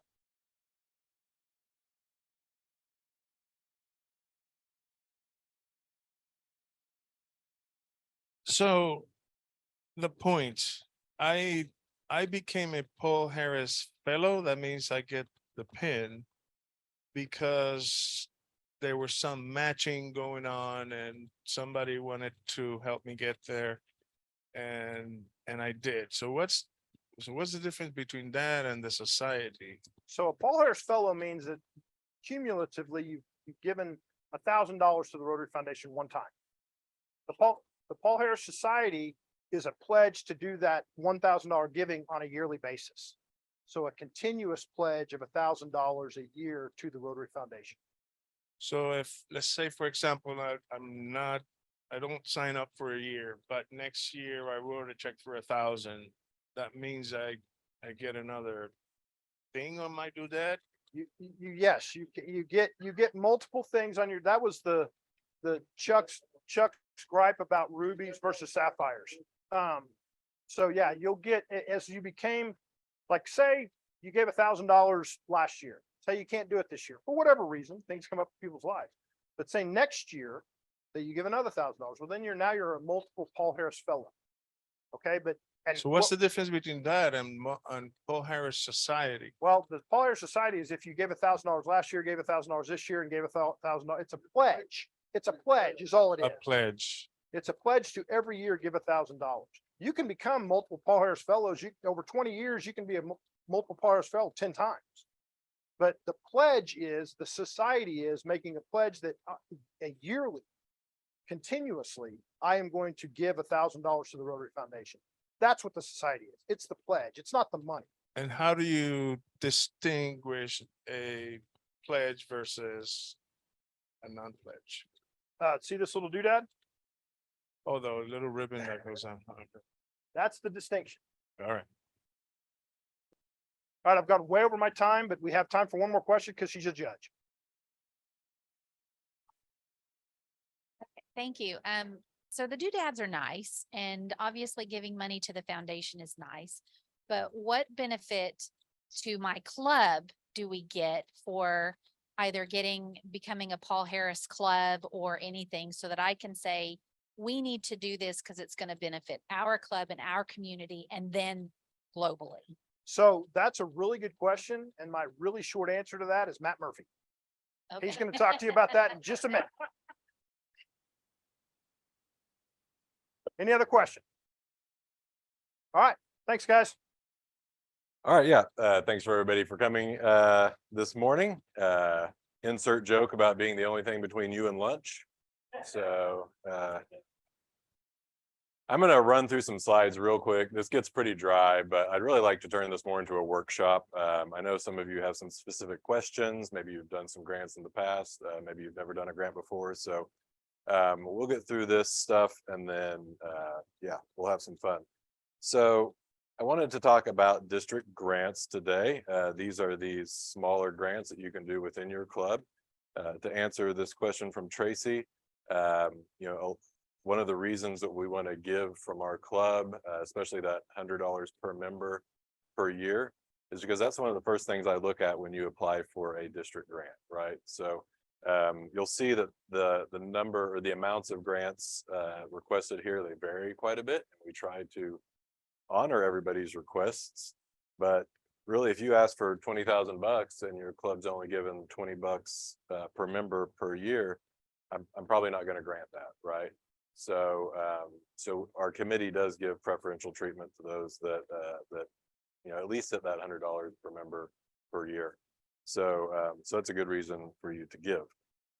But yeah, I wanted to bring this up. This is an example of some of the grants that we did that are finishing up from last year, right? So the clubs involved, the types of projects, and the amounts involved, right? So to give you a little bit of inspiration, you know, these grants are anywhere from probably $3,000 to $10,000. The club contributes 1/3 of the project, and we match the other 2/3. And so it's a great way for you to turn, you know, maybe some of your local fundraising. Let's say you did a wine raffle or a spelling bee or something like that to raise some money. You can then turn that money into a pretty big project within your community. And I even like to use that as a nice, you know, slide or selling point when I'm raising money for my club to say, look, we're gonna take this money and we're gonna multiply it, and we're gonna do good in our community. And our club has Midtown Rotary has traditionally participated in this, sometimes way too much. I think one year we had like 8 grants awarded to us or something. It was it's too much work, but you know, maybe 1 to 3 grants is an appropriate amount. So yeah, I talked about that $100 per member per year. So that's one of our qualifications, right? So to apply for these grants every year, you do need to be qualified. You need to meet the terms and conditions. There's a lot of documentation on Rotary International's website. You must have member involvement.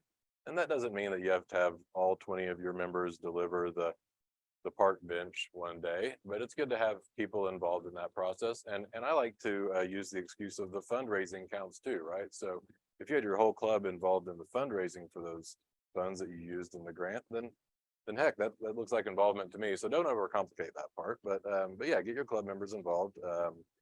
It's a great, photo opportunity. We talked about the funding scheme there, the 1/3 versus 2/3. You can submit more than one project. We do ask that you stack rank those. So if you send me an email and say, hey, here are my 3 projects, I need to know what your preferences are. My number 1 project, my number 2 project, my number 3 project. And the projects must be new to the club. So again, don't overthink this. We don't want to send dictionaries to the same middle school every year, but you could send dictionaries to a different middle school the next year, or you could send, drums to a middle school one year and string instruments to a high school the next year. You can have a theme with it, just don't do the exact same project every year. We just don't want to see that repetition. We want to spread the wealth a bit. We do need to have at least 2 members participate in this training. So thank you all for being here, and thank you online. You're doing the right thing. We can grant some exceptions for some online training if you really have a grant that you need to get pushed through. I really don't want to cause any problems here, right? Like we want you to be able to do your projects. So reach out to me. With the grant application that we'll take a look at here in just a moment, there is a financial plan and a memorandum of understanding that you need to ratify, and you need to provide that every year. So the application is a little long. The first 2 pages are the real important bits, first 3 pages, I guess. And then everything else are these financial plans and memorandums of understanding. So you want to just read over those, make sure your club agrees to those. On the financial plan, you can edit that a little bit. I mean, you don't have to agree to everything in there, but it's just important that your club has a financial plan and that we know what it is, because we want to be good stewards of these funds. Yeah, this says $50 per capita. I really want to see $100, and a lot of these clubs here do that. So that's fine. You need to make sure you're submitting your final report. So the final report looks pretty much just like that grant application, but it's a summary of what you did for your old projects, right? And so those projects, you can't have any projects that are older than 24 months old. And if we run into that problem, we might come chasing after some reports from you. The important things there is we need the bank statements showing that you brought the money into the club, the foundation account, and that you then spent that money on your project. We also need to see receipts. And any kind of media would be helpful too, to say, hey, look, here's how we got involved, newspaper or some social media posts. It's always nice to see that kind of stuff. And as I discussed here, you do need to have a special grants checking account.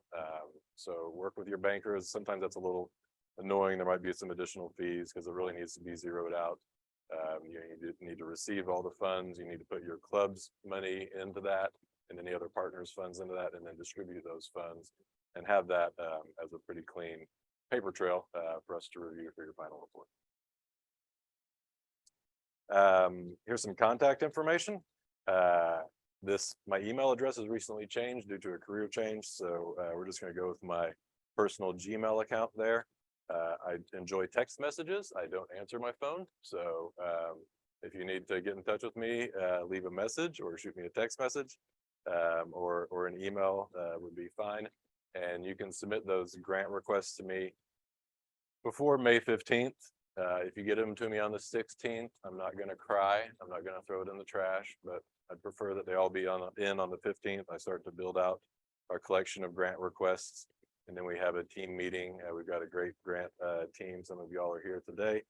And we look over all of those grants and make sure they qualify, and then try to hand out those funds. There are some guidelines on Rotary's main website, and then our website has quite a few resources at district5750.org, I believe. This is a handy slide, and I can get these slides to you if anybody has any questions later on, if you reach out to me on my cell phone or email. But this is a real handy slide to basically let you know where your money is, right? So you submit your grant request, we review it, we submit the bulk of, we submit basically like a package of grant requests back to Rotary International. They give us our money, about 50,000 bucks, and then we start to cut checks. I really recommend that you don't start any of your grant activity until you've got that check in your hand, because you never know what's going to go on, right? We really cannot fund projects that have occurred in the past. That's something that, trips people up sometimes. I understand you want to get the money out to your community, but please, please, please, please wait until you have the check in your hand to start the grant activity. Yeah, this talks about the process, right? So we've got a committee. If you want to be on that committee, please let me know. It's a blast. We only meet like what, once? Is that right, Alfonso? Yeah. Basically meet once a year and then send a bunch of emails out to handle things. I try to deputize the committee members so they can handle a few different clubs each year and get used to the process. If you'd like to be the president of that committee, please let me know. But in the meantime, I'm happy to help out. And this final point here, the application must have a balanced budget. I'm going to show you that here in just a moment. Yes. I think we need to be, you're submitting your application beginning the 15th of May. Mhm. But you can't spend any of the money prior to July 1, isn't that Right. correct? Yeah, So you can't say, okay, you're probably not going to get your money until August anyway. But you can't actually do anything until July 1. that's correct. Yeah. And really, like I said, until you got your check, please make sure you got the money in your hand, because sometimes there's some delay. And if something were to be, let's say Rotary International said, nope, you guys didn't qualify this year. I'd hate for y'all just to go start spending some money that you don't have. So yeah. And our committee does have final say on these. I mean, obviously, if you got any problems with us, you probably need to talk to your district governor or your district foundation chair. But yeah, we try to have some autonomy there in the committee. And then here's your calendar. So again, May 15th, that's a big date you need to remember. And then your timing should be somewhere in early to mid July as far as starting to execute that grant. Yeah. Yes. Yeah. Mhm.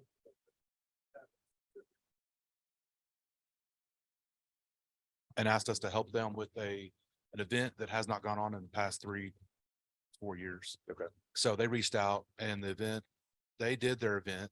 We asked them if we would told them we would help, but we want to see if we can get a grant. But that was something that they had already done, but we have no funds have been paid or anything like that. Yeah, I mean, if they've already done the event, your best bet is to probably fund the event next year, or possibly fund some equipment for that event moving forward. You have to get a little bit of creative, but you can't really go fund a past event. Okay, Yeah, gotcha. This is an important slide. See something, say something. Please, if anybody is misusing these grant funds, making up invoices, anything like that, self-dealing, paying their own shop and fudging invoices or anything, please let us know immediately. It doesn't happen around here too much, but if it does, we need to know. There's a reporting form on District 5750's website, or just contact your district governor or your club president. But yeah, we want to be good stewards of these funds. And then finally, just a bit of a timeline here as far as what the funding looks like. And this does align well with the numbers that we saw on the screen there. We're probably pulling down about 200,000 in annual fund giving each year. As that filters down back to us, we've got about 50,000 bucks to spend. The average grant size is about $6,000, and we had 7 clubs participate last year. So, and that's been consistent over the last couple of years. We used to have a lot more money. Now we don't, but I think the $50,000 mark is going to be pretty consistent for the next couple of years. So I think that's a good target to work with. Yeah. I'd say 12, 9, yeah, I mean, and and 3 of those, got declined because the club dissolved. So and I'll tell you about our process here, and yeah, that's a good, segue, right? So we take all these grants, from May 15 to about June 1, we take these grants, we put them in a spreadsheet. It looks similar to this, just a few more columns. And we basically say, how can we fund all of this, right?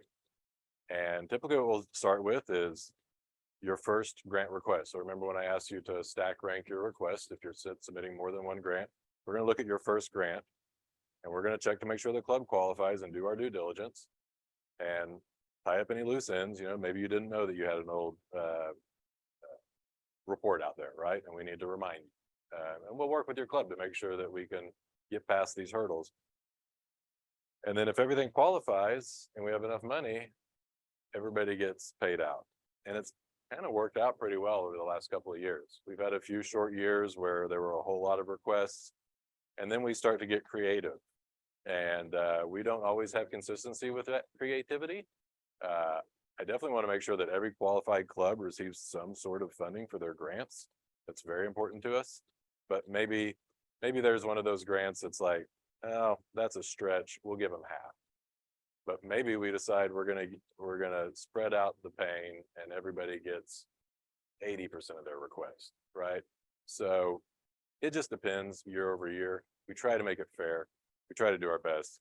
If you don't feel like we're doing it fairly, come join our committee. You can have some say in it, right? Seriously. We're happy to help. So, yeah, sorry. Okay. So can multiple clubs go together and do one district grant? That's a great question. Can multiple clubs join up? Yes, and we had an example of this a couple of years ago. There was a Rotary Park that needed to be remodeled, and multiple clubs came together, and that was a big ask, and we funded that. Now, to that point, if one of those clubs in that mix then asks for another couple of grants, and we don't have enough money, we're probably going to look past those. But yeah, join up as a team. It's a fun idea. You can really get some buying power there. Did we have a But question? one of those clubs needs to be the primary club. That's a great point. Last year, we did one, it was 3 clubs. Yeah. Was there a question on this, on the left side? No, we got it. Okay. Yes.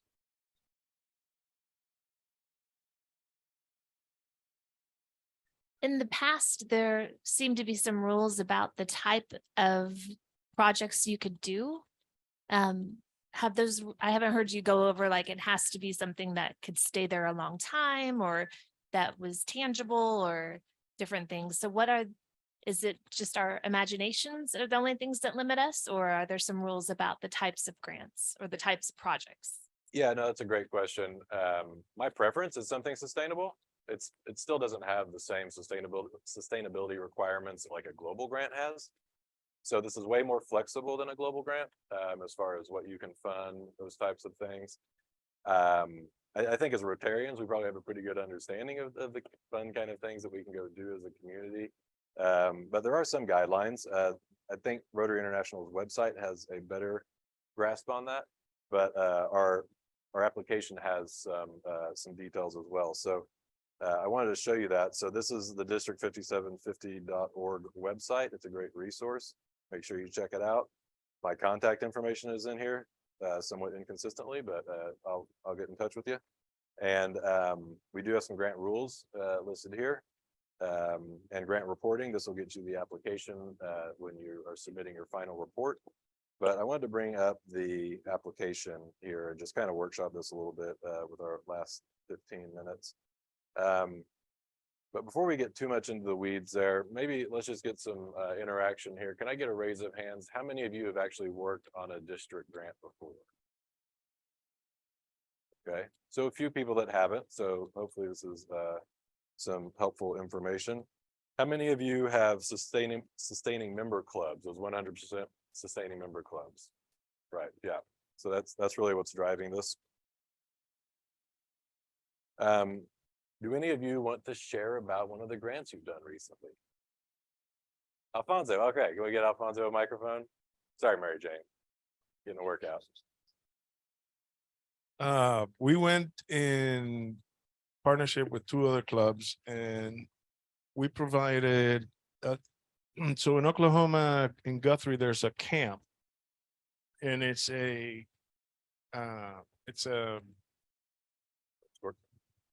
ropes course, but it's a accessible ropes course. So it's only for handicapped people. And we went in partnership with two other clubs to buy new hardware, helmets, straps, and everything they needed to replace that equipment in the course. Yeah. I just joined the South Club. And in my previous club, which was Sunrise, Marty Postic found a teacher that was developing a new school called Western Gateway. And she needed books for her new school. So we put in a grant. We got $7,700 in that grant. And we dissolved the club. Why, I don't know, but we dissolved the club. So when I joined South, I found out that that money had not been given to her. So I called Matt and he said, just take the money over there and we'll take care of it. You have to write the thing. So I presented her with a check. So when I went over there and presented her with a check, and we also recruited her to join the club. Mostly this guy. So it's an opportunity to do a good thing and also get members. While they're moving that, I'll answer some of the question you asked down there. One of the things people sometimes want to do is provide money to individuals for one reason or another, teachers or whatever. And that's something we can't do. It's one of the that's the biggest of the no-nos, is that you can't give money to people. You can't give money to Rotarians. Yeah. And we really don't want you to just write a blank check to a nonprofit either, right? I mean, we want it to be a project, right? Try to compartmentalize it a bit. Yeah. So we had Stillwater Frontier. My wife is a pediatrician, and always in her first meeting with patients, she would go through a safety question, and one of which was, do your kids have bikes? Do they have helmets? And almost never did a kid have a helmet. And she said, well, you need to get a helmet. So we discovered how expensive helmets were. So we applied for a grant and got a district grant to buy, I think it was 60 some helmets that were distributed through the pediatrician's office, through Y and through the library. And the money came in just as COVID hit. And we were not able to distribute. Thank you for letting us carry over for a couple of years to get that done. But finally they all got distributed. And it was a great grant. So there's a lot of kids riding around town with kids, bicycles with helmets, and all have a Rotary sticker on the back of them. Great. Yeah, I love that. The Rotary sticker is awesome. So we did the grant, but I failed to mention the clubs that were involved, and they're both here. It was Midwest City and Northwest Oklahoma City. So. Very good. Okay, I'm sorry, we got one more question over here. Our club in Perry got funding for a grant several years back. And you got to really watch when you're dealing with some of the, well, in this case, it was for a food program through a local chapel. And we said, okay, here's the agreement. You're going to get this item at Lowe's for X amount. And we gave them the money. They said, oh, you won't believe it. We got a much better deal over at somewhere else. And they bought a different refrigerator for storing the food. And then you got to go through this battle of, so be careful to warn people when you're working with them. When you get the grant, that's what you're getting. You don't go just changing it. Yeah. To that point, though, if you do end up getting a great deal, let's say that you got a quote for violins on day X, and it's day X plus 30, and the price of violins have plummeted, and you can get 10 more violins or something, please do it. I don't want any money back. I would rather you spend a little bit more. Maybe your club kicks in a little bit more cash. It's really a kind of a pain in the side to take that money back, and then you got to give it back to Rotary, or you got to put it in an account, and you got to figure out what to do with it. You got to give it to somebody else later on. I don't want any money back, so please use all your money. Okay, I wanted to briefly look over this application. So this is what you'll be submitting by May 15th. Briefly describe your project. Briefly is an important word there. You know, keep it simple. You know, you don't want to pigeonhole yourself and say we're going to give a specific item to I mean, probably a specific target organization is fine, but I don't need to know the serial number of the item you're giving. I mean, you can be, it allows you to have some flexibility later on. So, you know, keep it somewhat simple. Again, think about Rotary participation, both with fundraisers and, you know, project work and delivery and whatnot. How many non-Rotarians will benefit the project, you know? Ask your community partners, you know, do a little bit of math on that, but it doesn't need to be exact. I don't want you spending a whole lot of time on these items. The long-term impacts, again, that is important, you know, but again, it can be simple. And but here's the important part, and people can get this wrong real quickly. So here's the budget. This needs to be balanced. So you're going to take your income, you're going to say, here's how much I'm asking from the district, here's how much our club is kicking in, and maybe that third line, maybe it's a community partner that's going to give $1,000 or something, right? So you add those items up, and let's say it's $3,000, just to make it a nice round number. Then you're going to list your expenditures here, right? I'm going to buy 6 violins for $500. That's all in tax and you know, delivery and everything. And I'm going to need to see a quote for that. So it's never going to really be $3,000 on the nose. If it is, I'm probably going to be suspect. But yeah, so you need to then list that out, and those numbers need to match. And that's really all there is to it, but you can't just make up funny numbers, because I'm going to need to see a quote for those violins. If it's something that you can buy on Amazon, you can just put it all in your cart, make sure all the taxes are sorted out there and the delivery, and print out your Amazon quote. That's all I need. You know, we can keep it somewhat simple here. Then again, if you find a better deal on violins later on in the month, that's fine. Go get them somewhere else. As long as you're spending the money and doing, you know, the basic target of the project, I'm happy with it. You're going to get a few signatures here. It's kind of clunky. This is not a good form fill here. We don't use any kind of signature capture technology. So fill it out the best you can, print it out, get your signatures. Email it back to me is my favorite. If you can, you know, scan it and email it to me. Some people put it in a nice package and mail it to me. That's fine. You know, whatever works for you. If you need me to come by your club and pick it up, whatever works. I want to make this work for you. And then here's all the other paperwork that you've got to do as a club. You've got this MOU. You'll want to review this with your board and have it signed and submitted. And then a financial plan as well. Again, this is a financial plan template. If you don't have to agree with everything in this, but the bulk of it. And if you have any questions, feel free to reach out to me. Somebody did reach out to me and say, hey, Matt, I didn't know about all these requirements, and I actually read this thing. Were you aware of the requirements? And I was like, that's news to me. So I can't tell you that I've completely read this requirement, but so good. I appreciate all the CPAs and lawyers out there that keep this world turning. But yeah. Well, the important thing here is that we need 3 things. We need you to agree you're going to set up a separate bank account, and 2 people's got to sign that sucker. Okay. Other than that, we don't care.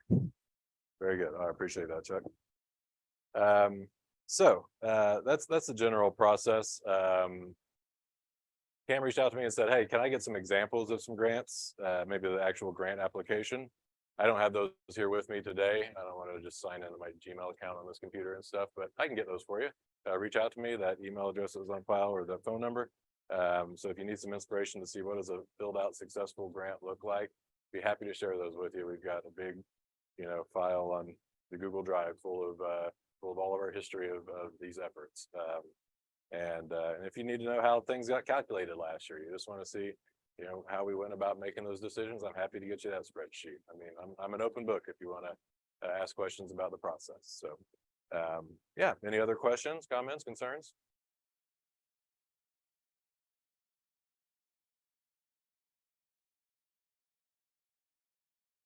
Well, I don't want to volunteer Matt, but that's another thing we did is we had Matt come out and talk to our club members about this.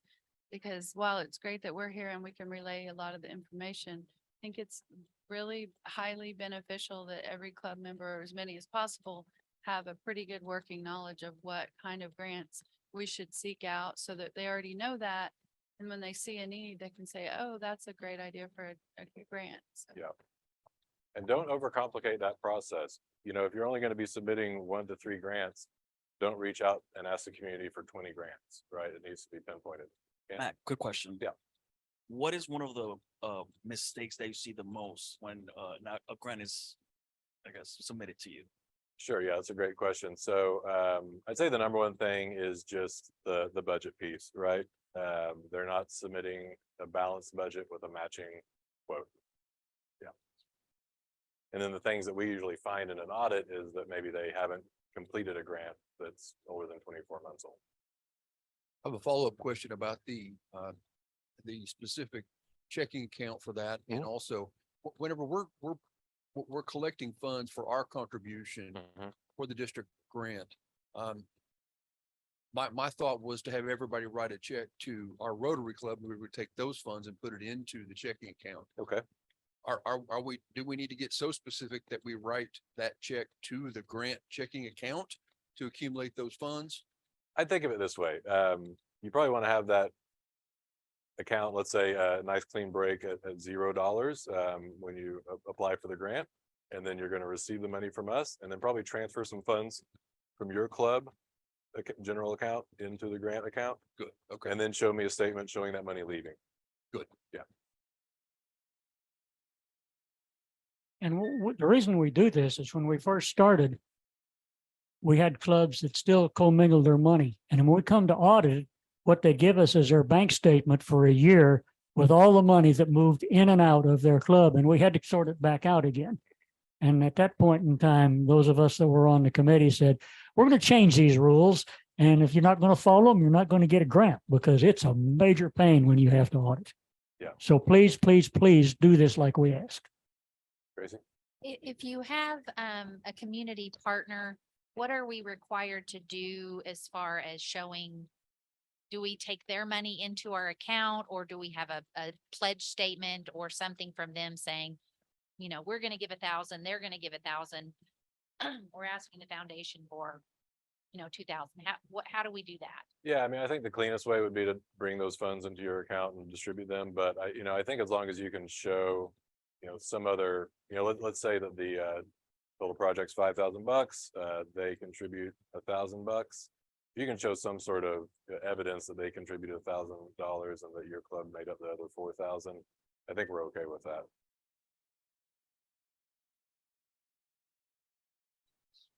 Well, I guess that's all we have. I taught you guys everything. So thank you so much. And big thanks to Chuck. I didn't know that he invented district grants. So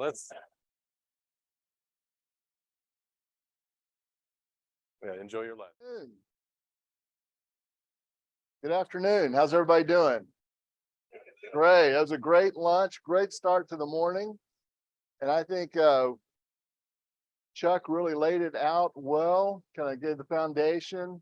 Lance expanded on it. And then Matt really got into the weeds about how to use some of these funds that we're raising. And we're going to talk now, Mary Jane Calvi and I are going to talk about the international side of Rotary with global grants.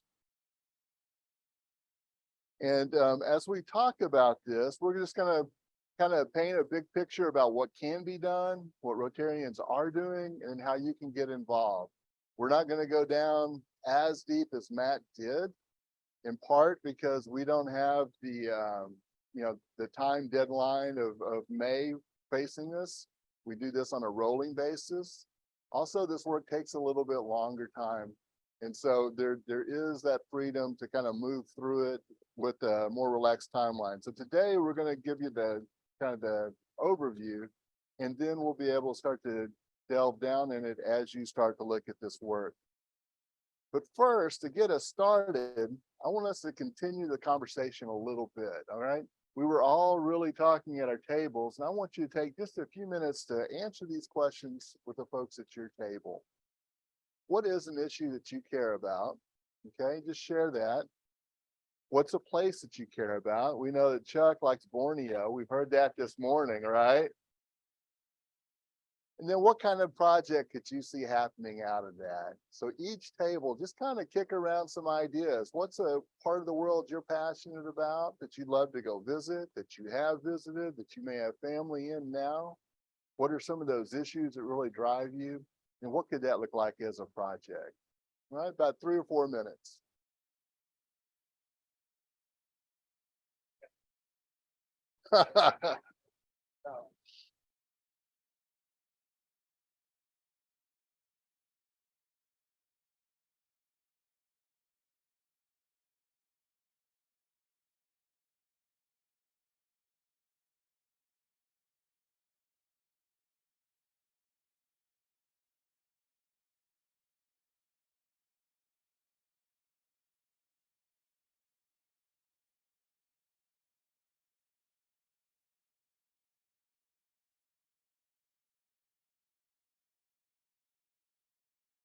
All right. Some great conversation going on. That's super to hear.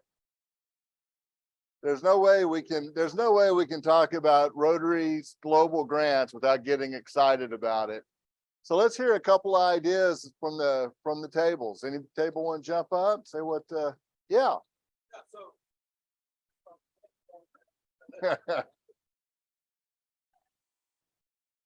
One thing we were curious about, because my buddy Randy here with Midwest City Rotary they've done grants for wells before. And with Chuck talking about the wells that have failed, we didn't get to hear him expand on why they failed. Did they dry up? Was it things broke that they didn't have people to repair them? And if so, because I think the clean water, providing water is very important, but is it something where we need to implement a grant for have people trained on how to repair those wells? Right. So you'd like to, yeah. So like to do a grant to train people to take care of the wells. What? Right. Let me okay. tell you that Rotary will not anymore do a grant for a well unless the local club has done a water study in the area, and Rotary knows how to tell you to do that, to make sure you're not going to be stealing somebody else's water, basically. So And you're then not withdrawing water that's not available from the aquifer so that you're going to drain somebody else's well. And any well project has to include training for someone to use the equipment, to clean it, to make sure it's maintain it. And they recommend that you collect a fee for that water, because as Chuck said, everybody's water is nobody's water, and it gets wasted. So if they're paying a small fee that helps maintain that, and they know that fee is going toward maintaining the well, and it can be a small fee, but it's something that they're contributing. And so what? The wells before, did they break or did they dry up? There's 100. Everything and everything. There's 100 different yeah, and we don't really need to go into the details. I don't think. The exciting part of it is that water is one of the biggest problems in the world. And there, as we saw on the funding chart, a lot of funds go towards water. You know, there's a lot of ways to address it. And we know your table's interested in water. What part of the world were you interested in?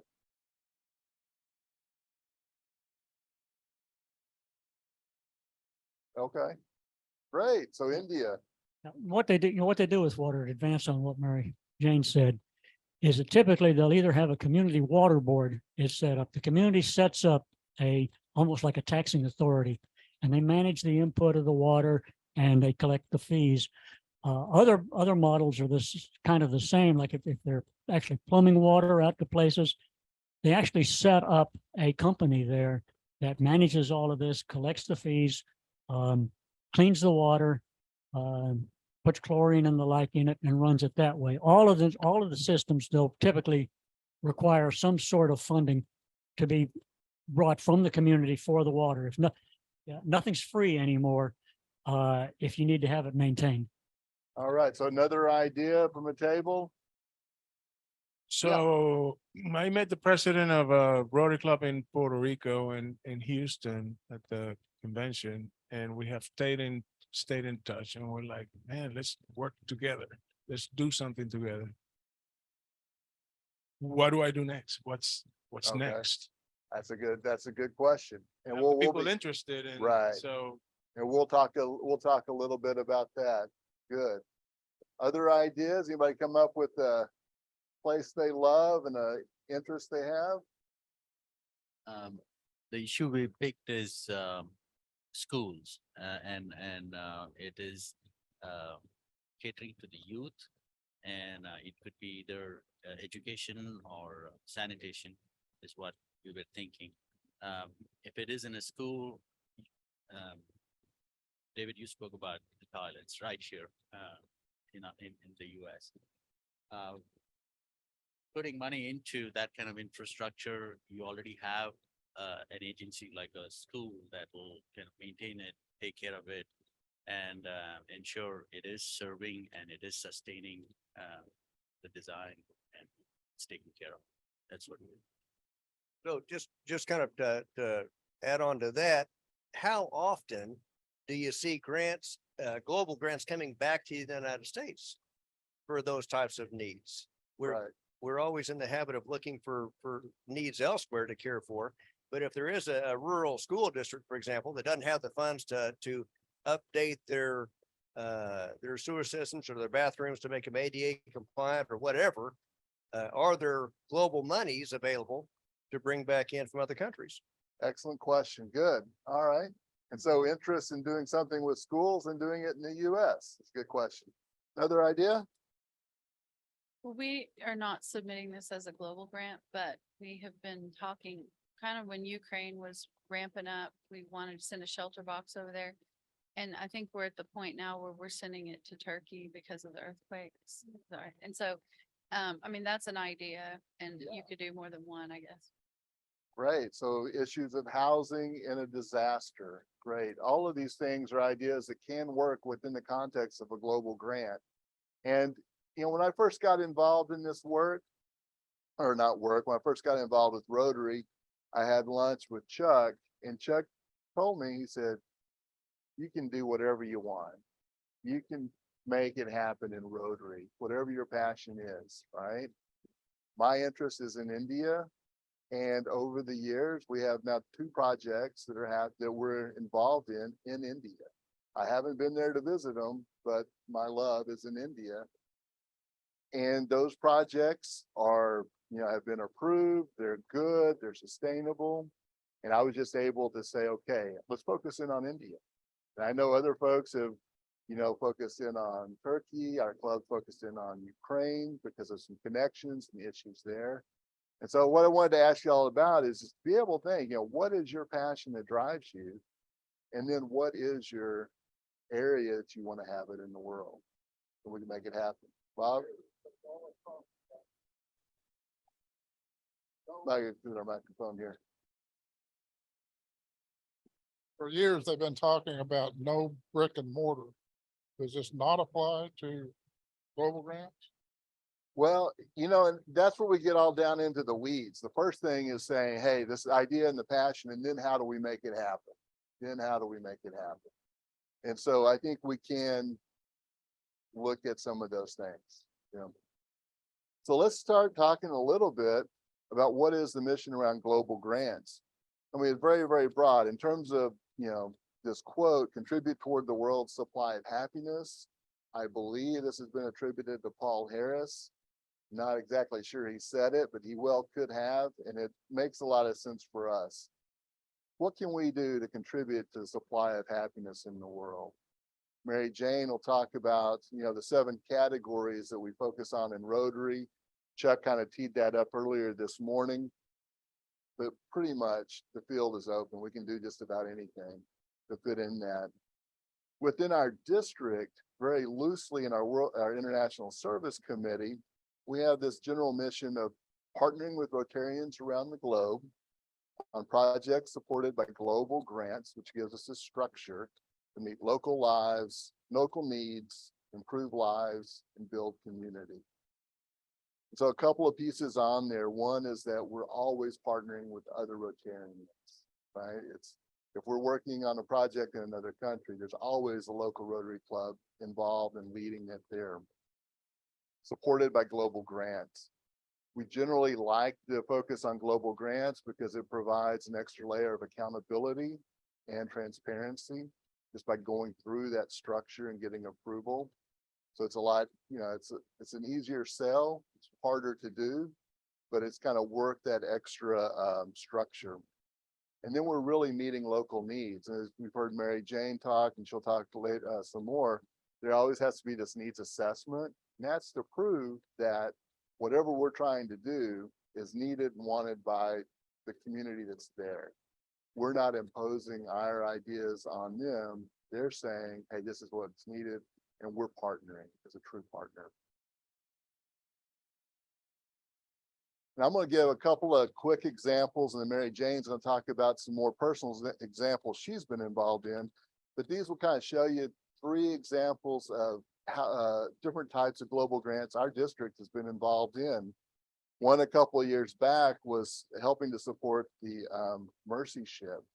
This was the world's largest civilian medical ship that go around Africa providing services. And Rotary of United Kingdom put as a mission for have all of their clubs engaged to fit out the ship, a brand new ship. We got involved in that, and our downtown club found out about it through one of our members, Ron Roki. He just started dog birding it, bird dogging it, looking at it and trying to figure out, what role could we play, right? And we started raising some funds and got involved. And so Rotary is fitting that ship out with, operating surgeries, care beds, things you see here, training facilities.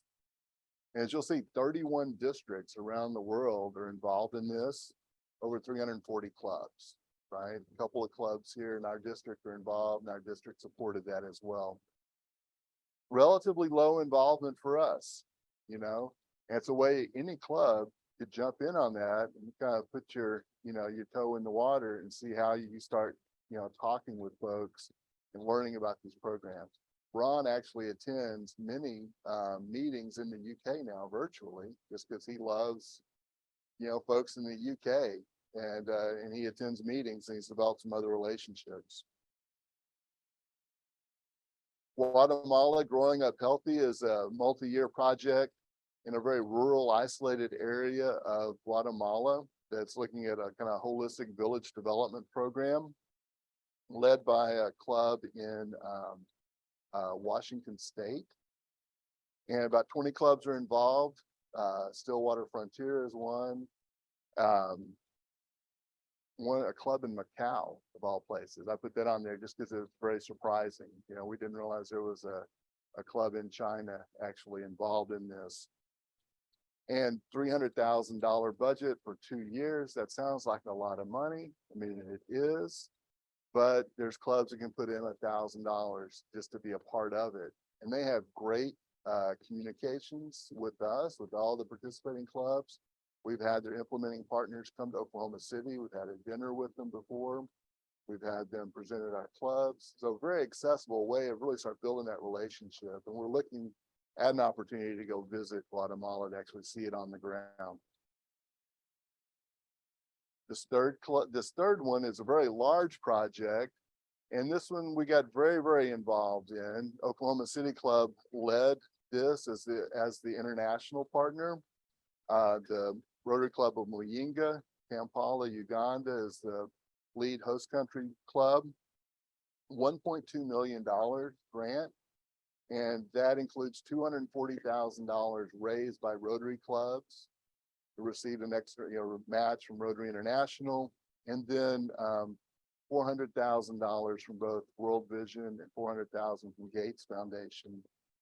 So a very, very large project. This took about 2 years to get it from when we started until we had RI approve it. And now then we're in the midst of actually implementing it. We're training 1,700 village health workers in 2 districts in Uganda. They're covering a population of about 700,000 people with health services at the community level. About 900 of them have already been trained. And Mary Jane's working on scheduling a trip to go visit Uganda in November. So I'm sure there'll be some seats open if anybody's interested in going. So we kind of see we can kind of move from just getting involved on the side to moving up and taking a key part in developing the whole project. And so kind of depending on where you are and your club and your capacity, you can jump in there.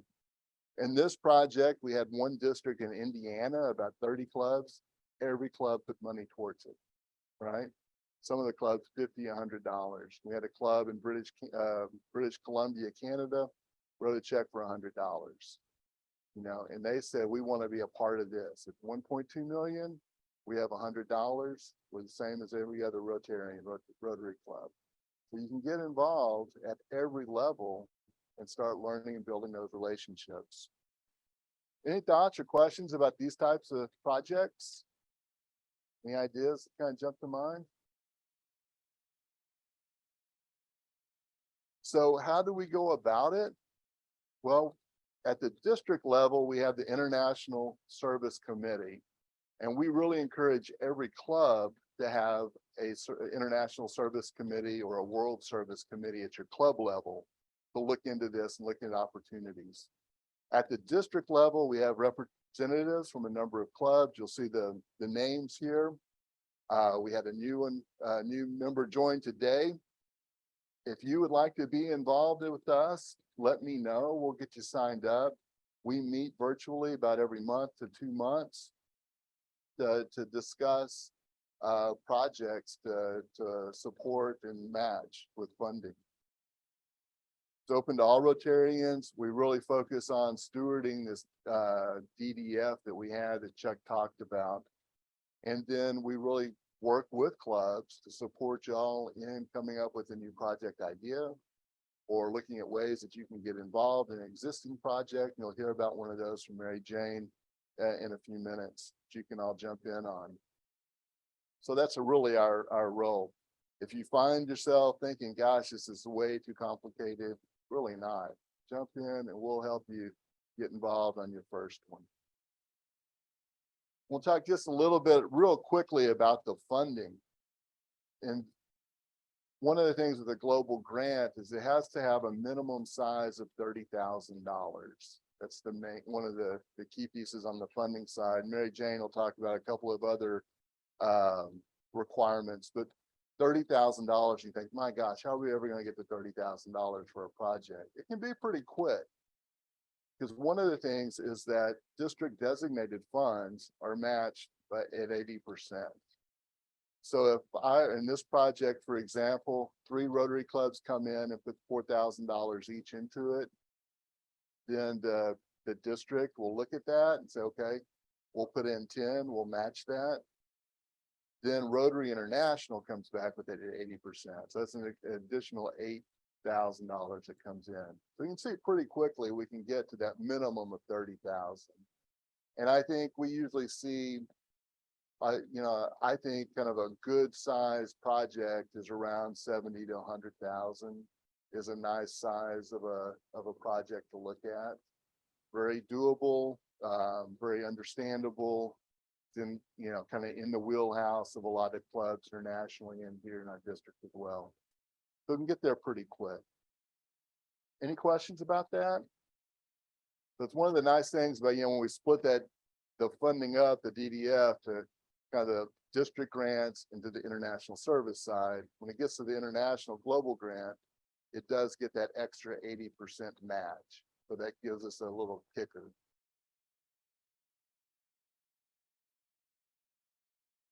What other kind of, we really don't have a lot of screens in terms of how we look at doing that match with your programs. You know, the first is that it comes from a request from the club. The International Service Committee really doesn't develop its own projects. It's waiting for your ideas and your projects that you're proposing. So it comes from you first. We prefer global grants because of that extra transparency and accountability. District grants can be made when flexibility warrants. The terminology may not quite be right there, but you know, there's been a couple of times where we have provided some funding for projects outside of a global grant. It's very small, very needed, very quick and flexible. And then we're always looking, how does this global grant, you know, provide your club with an opportunity for leadership, provide your club and our district with greater connections with other Rotary clubs around the world. And then how does it kind of diversify our focus and geographies? Some districts will say, we're all in on Mexico for education. All of our grants go straight there. That's what we wanted to be known for. Some other club may say, you know, we're all in, you know, guinea worm eradication in Ghana, you know, forever. Our district says, we want to follow your interests. We want to be diversified across projects and across the world. And just like Matt was saying with district grants, our budget is around 50,000 a year for the supporting global grants. Any questions or thoughts? Has anybody here been through this process? Mary Jane, we got a couple. Okay. All right. Good question. Oh, yeah. I think you're saying perhaps you could help us. I think for the first time in my time in Rotary, so many things are like what Shane says, okay, we could go drill a water well and there's something functional that we can do and accomplish. But in Chattanooga, they talked about this too young to marry, and these families are selling their 9 and 10 and 12-year-old daughters and they're having babies. I wouldn't even know where to start. You can help us identify some programs that are effectively working to stop that. Yeah, definitely. Definitely. Around issues like that, human trafficking, child brides, issues like that. There are global organizations that work on that, you know, outside of Rotary, definitely. Then there's also in Rotary, we have called the Rotary Action Groups, RAGs. And for just about every issue, there is a Rotary Action Group that brings people together that are focused on different topics. There's a RAG on malaria, there's RAG on child and maternal health. I am sure that there is a RAG or people, Rotarians interested in human trafficking issues. And then the biggest issue, the biggest barrier, the biggest thing to jump over is like we're saying, hey, gosh, and my heart's breaking for women in Malawi and their children. Before we can really do anything, is we have to have a Rotary club in Malawi there that says they're interested as well. You know, so that's the one thing we can't just go there and say, okay, we're going to do it because we really care. We've got to find that local partner. And sometimes that local partner may not be there. Sometimes that local partner may say, well, you know, that's really difficult, but our biggest concern right now is housing. Maybe we say, okay, well, let's partner on housing. And then once that needs taken care of and trust is built, you can switch over to that next piece. So that's that idea of really being locally led, Rotarian led, meeting needs is identified.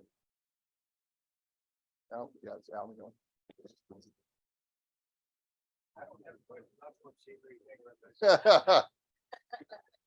Do you find that there's a lot of money left on the table after every Rotary year? Right, we're Are going we to talk using it? about that. That's an excellent point. We are getting these Rotary grants can take a long time to develop. As I mentioned, the Ugandan one took us about 2 years. We've had, I would say on an average one, it's probably a year and a half the time you first start talking about it until it's approved. So it makes it a little difficult to look through the budget. And it really requires a kind of a pipeline of projects. And I'd say if our district always had about 3 to 5 projects that are in some process of moving, you know, every year, if we can kind of initiate 3 to 5 projects, that would get us to a point where we're using that $50,000 every year, right? I put this spreadsheet on your table. Everybody have a copy of this. It basically shows where we are with DDF. And I think as Chuck mentioned earlier, our DDF can carry over for 5 years. We get about $50,000 a year in every year for DDF for these projects. Right now, we have available about $85,000 in DDF. Right? So we can see here at the beginning of this year, we had 198,000. And then we've dispersed 74,500 this year. And those went towards several different projects that were approved in the past and that were in different processes. And they were finally received approval from RI, and we dispersed 74,500. Right now, we have another project, 4,326 for a project in Ukraine. This is with water. And that is, our district has approved it. It's been submitted to RI. We're just waiting for that to be approved before we send the money. Then we have these other projects. There's about five of them there that are all in different parts of the planning process. They have not been submitted to RI yet for approval because it's still working it out, but our district has committed funds to it. And Mary Jane's going to talk about the one in Peru to get a flavor of that. And so that's 35,000. So that may take another year or so before those are actually dispersed. So if we take that off the books, right now we have $85,000, 84,000 that is sitting there available. And our committee is looking at having about 2 years, year to 2 years of funding sitting in a pot there. Because we don't want to drive it down too low, because then we wouldn't have flexibility to respond to emerging issues. Somebody may come up with a program that goes really quick. We want to have a little flexibility to spend it. But we also don't want to have 3 or 4 years worth of money sitting there. We want to make sure we have about a year to 2 of funding there to keep it flexible. Does that answer your question? Yeah. And so the biggest issue, the biggest thing that drives it is having that pipeline, 3 to 5 projects. Because if we put in 5, if we start going 5 project ideas, more than likely 1 or 2 of those won't happen. It'll be because a project partner decided they couldn't do it anymore. Something came up where it didn't work, this or that. So 3 to 5 ideas, and really need that from our clubs. So that's probably the biggest action, is to come up with 3 to 5 ideas to get them going. And to get those ideas going, you've got a lot of folks to rely on. Mary Jane, she's done many of them, of these projects. I've been involved with them. A number of us have done that. And that's what our committee can do, is help bounce your ideas off and say, yeah, that's great. Let's, here's some ways we can do it. And here's some contacts. Other things I would mention, getting my.rotary.org account is critical for this kind of work, really to all Rotary work. I'd encourage you to sign up for that if you haven't seen it. You just brainstorm. What's the issue in the region that you're interested in, you're passionate about? Learn about global grants, talk to us, and we can make it happen. Any other questions or thoughts? Just high level? Okay. Well, Mary Jane's going to talk about some specifics. There, click on it, or I just go there. Fine. Okay, the reason I joined Rotary, in case you haven't noticed it, is I really like people and I wanted to make new friends. And the idea that the 4 primary purposes of Rotary include making new friends and building goodwill is really important to me. I think it's really important to do projects within our local communities too. And Alan brought up, why don't we do global grants in the US? Well, West Oklahoma City did a project about 4 years ago, maybe 5 years ago, of helping equip a clinic at a free community clinic, Crossings Community Clinic here in Oklahoma City, that provides vision screening beyond just the eyeglass type screening, looking for eye disease. And they enlisted our club to help, and we enlisted several clubs from Turkey that we had done projects with. And so we said, you know, when we do a project with you, you're our partner. We're partners. We're not the charity that's giving you things. We're partnering with you to get something done. And now we want you to partner back. And they were very excited about being able to do that. So making new friends, awfully important. And friendships are built with projects. This is a picture of the Rotary Club Miraflores in Piura, Peru, and a few Rotarians from Oklahoma City.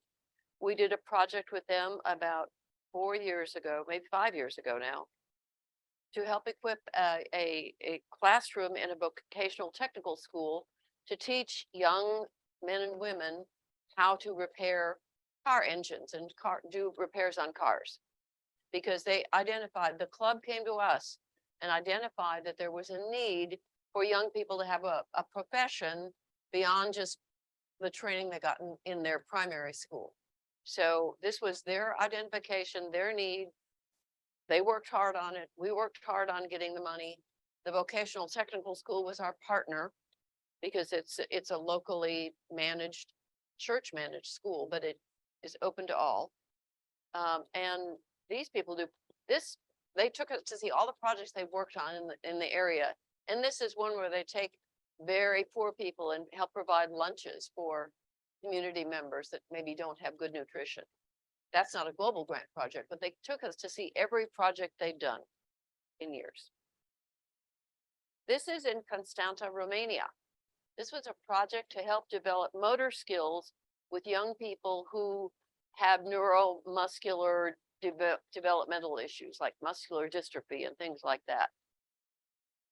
I wish I had a video of this and I don't, but this is the keyboard is projected on the floor and this young boy is being guided by his sister, but he has to step on the key and it plays the note. So he's playing music by moving his body around this keyboard. And they take these children that there's no place in Romania for these kids to be in a home the way we have here, where we might have something where they have constant care. The parents are the ones who have to care for them. But they bring these kids and their parents for about 2 weeks to this particular facility in Constanta, Romania, and they train the parents and the children about how to develop those muscles and those muscle skills that they don't have. You know, so this kid's learning that if he moves, he can make music. But the important thing is he's learning he has to move. So here are the 7 areas of focus for global grants. You can learn all about this in the Rotary Learning Center, as Steve said. If you haven't accessed the Rotary webpage to look at all this stuff, set up an account with your email address and go exploring sometime when it's raining and you can't go play golf. So maternal child health, economic and community development. I'm not going to read these all to you. They just added environment as one of them. But if your project doesn't fit into those particular categories, Rotary says, go look elsewhere for the money, because these are our areas of expertise. This is where we have people that are experts in these areas. This is where we want to spend our money. And as you saw in that one graph, we spend quite a bit of it on disease prevention and treatment, but all good. You have to have a needs assessment. The grant starts with assessing the community needs, and it has to come from that community. I mean, you can help them. And there are forms online of how to do the community needs assessment. But we tried this once in Panama. We partnered with the Panama City Rotary Club. They said, we want to do cancer prevention in this tribe of indigenous people on the east coast of Panama, because we see a lot of there was a doctor in the club and we saw a lot of skin cancers. And we said, oh, you know what? We think that's a great project. Let's do it. Well, when they went to the community said, we're not really worried about putting on sunblock and hats. We're worried about scabies because they have this skin disease that makes them itch all the time, and the little kids don't sleep, and they were uncomfortable. And so, you know what? They adapted the project and they figured it out. And we have actually helped eliminate scabies on these little islands off the east coast of Panama because we listened to what the people were saying. Rather than saying, no, we really want to do skin cancer prevention. Stakeholder involvement, really important. You need to have data generated that says, yes, 30% of the people in this community have scabies, or 80% of the people in this community have no running or no potable water available. You need to have data, and you need to know how many community members are going to be infected. You need to be able to develop outcomes that are measurable. And you have to involve the local community in most phases of this project. So you can bring the expertise, you can bring construction companies in. To answer your question about bricks and mortar, normally, no, Rotary doesn't fund bricks and mortar. However, they've helped add on to things occasionally, or can't pay salaries. You can't do something that's going to require ongoing funding from Rotary. It has to be a project that gets the funding from Rotary to get going and to get moving, but then it has to have sustainability built into it. The local host assumes the overall responsibility for the project. They're the ones that have to complete the report at the end of the project. They don't own the project. The project needs to eventually belong to a clinic or a school or a local education facility, something where it's locally owned. It can be an NGO. It could be local governments. But the local partner is really important. And then each of those people who are involved in it needs to sign an MOU, a memorandum of understanding that goes with the grant application. It's submitted online that says, we agree, this is what we're going to do, this is what you're going to do, and this is how it's going to be. And everybody has to sign those. The International Partner Club, which we've been quite often, helps make sure the needs assessment determines the projected outcomes, helps raise funds, ensures the project is done in a timely manner. And sometimes you have to prod just a little bit to say, yeah, come on, we got a deadline here. We got to get this done. We got to get this over with.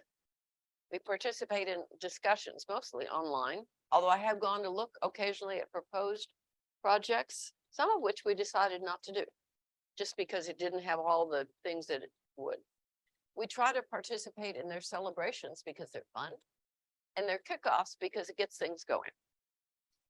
We keep our club and all the clubs who've contributed updated on the grant progress, and we ensure the final reports are done. If we don't do the final reports, or if somebody doesn't do the final reports, your club, whichever club is involved in it, can't get funded from RI to do another project. So it's really important to keep that done. This sounds like a James Bond thing, cadre, doesn't it? Kind of, but I'm a member of cadre. That simply means I've done a whole lot of online training and some in-person training to be able to help people do good global grants.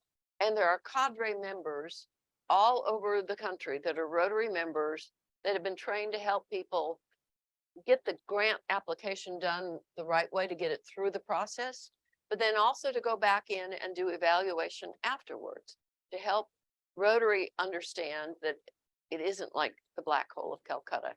And we haven't drilled a well that's going to be abandoned 2 years later because there's nobody there to support it and to keep it going. So the cadre members are not some super secret spy organization, but they are people in Rotary, especially useful in country. If you want to do a project in a particular country, there is a cadre member there that can kind of help you figure that out. And there's a network that can help you find them. It's a fairly new thing. And that is where the 5% of the money that Rotary takes out of the grant partly goes to help fund. I'm not getting paid anything, but if they send me to go check on a project in a particular country, they'll pay me airfare. Incidentally, all of those of us who've gone on these Rotary grant kickoffs and projects and everything, for the most part, have done it with our own money as part of our donation. However, our club has established a fund to help pay for airfare to get more people in our club involved in going to actually see the projects. Because, Keith, let me ask you, what happened the first time you went to see a Rotary project?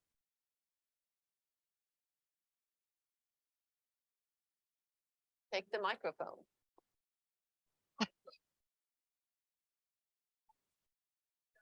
Don't worry about it. Somebody will pick you Yeah. up. Keith wanted a just detailed itinerary and I'm going, it doesn't work that way. It didn't, and so I was greeted.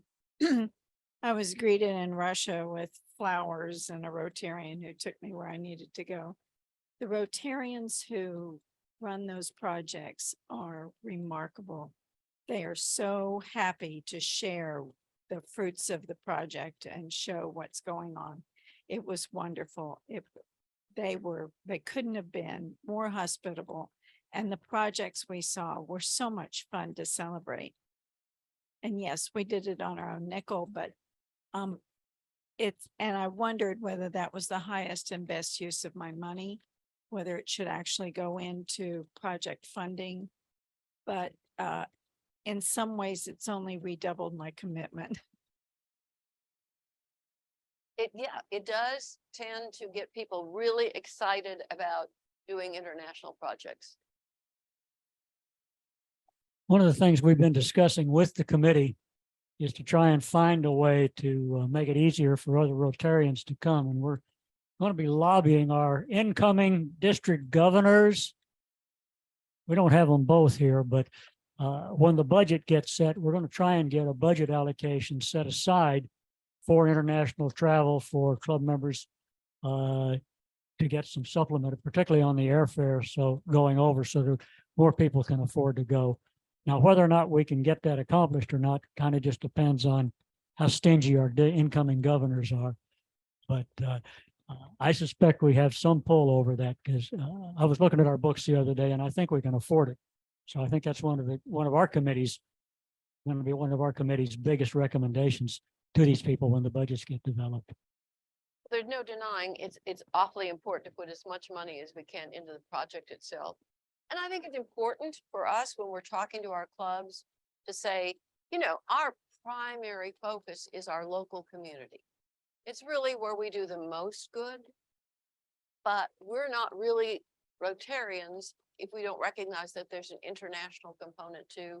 We have brothers and sisters and cousins and relatives. I attribute it kind of to saying to go visit a distant cousin because we have something in common. Even though I've never met these people before, they do service above self too. They do all the 4-way tests. They do all those kinds of things just in a different language.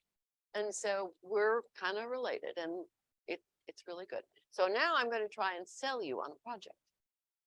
So we have a project that's it's on that spreadsheet. It's a project in Piura, Peru. And I would love for as many of your clubs as possible to get involved. Even as we said, if it's $100, whatever, I'm getting close to the final fundraising. We are partnering with the Rotary Club Miraflores to do an extension on the project we did about 5 years ago, because they said, well, we're graduating these students and they've got the skills, but they don't have the tools because it's expensive to buy tools.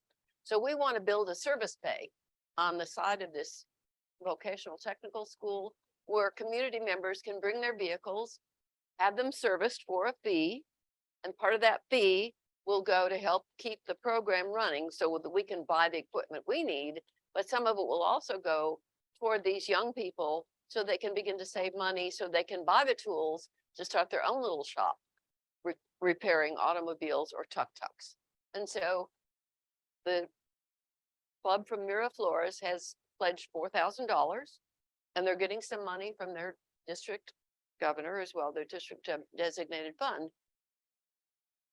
They really need to get this done in the next 6 months because they're coming out of COVID. They're coming out of a really difficult economic and political situation. And although Piura has not been terribly impacted by it, the political situation in Peru has been difficult. So their economics are bad. So I'm trying to help them finish raising the money. It's about $100,000. We're $30,000 short. So anything you all can pledge, and I will be happy to come and talk to your clubs about this project in the next month or so. Just ask me. I'll come to your club and talk about it. Or I'll just send you the information. You can talk about it because Yeah, oh, yeah, I have the whole list, the budget, all those, that kind of thing. Lance- Okay, Lance just reminded me that back in District Governor Hal Stevens's year, we did a global grant where 100% of our clubs participated. And Lance tells me that I said that we were the first in the United States, I guess the first in the world, to do a global grant where everybody participated. So if I said it, it must have been true. At the time anyway, but didn't you say then we did it again? I think we've done 2 of them. So this would be a great project for having 100% participation. it would so amaze our district governor. It would. Well, we can, you mean, when do I need to get this done? I'm hoping to get it funded by the end of May.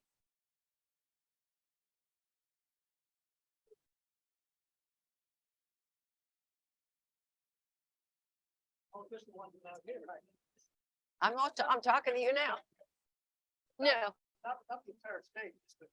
I can also, I'm happy to talk to you, but I'm also happy to send you the grant application the way it is now. Most of the time, people will talk about it within their grants committee if they have one and decide. But again, I can come and talk about it even after we get the funding. You know, I'm not gonna hold you to that because every club has their own needs and wants. Well, you know, I'm encouraging them. I'm betting that you would come along because you could translate. Yes. Well, it's a good project. The Rotary Club there is extremely enthusiastic. Last time we went, we actually stayed in their homes. I think that was a little stretch for them because not all of the Rotarians spoke English. Many of them recruited their Rotaract members to translate because all the young people speak English and all the young people want to speak English. Keith?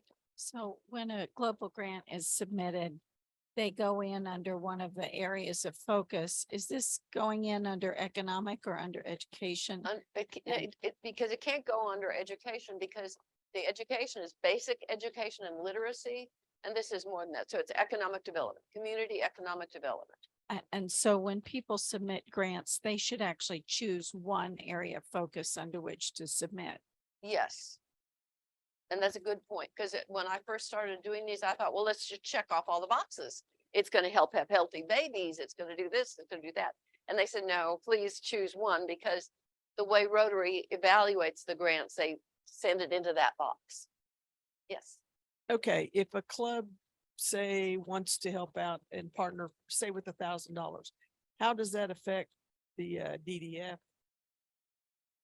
Well, for that project? actually, we can certainly ask the district for more money. We've already asked for money from our district, but the more clubs support it, the more clout we have to ask for more.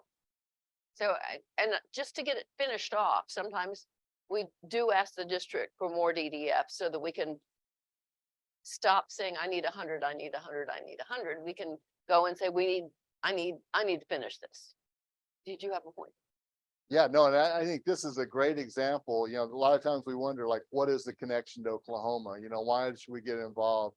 And this is such a, you know, I mean, y'all know any institutions that have like co-op extension type workers? That's a joke, right? That's a OSU. This is very much a co-op extension type project. How about like a career tech? We've got the best career tech system in the nation. We know how it works. We're proud of it.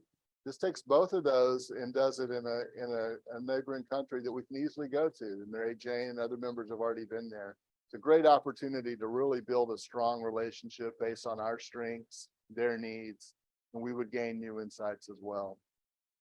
I had a And question. make a lot of Mary. friends. Yeah. Oh, wait. 500?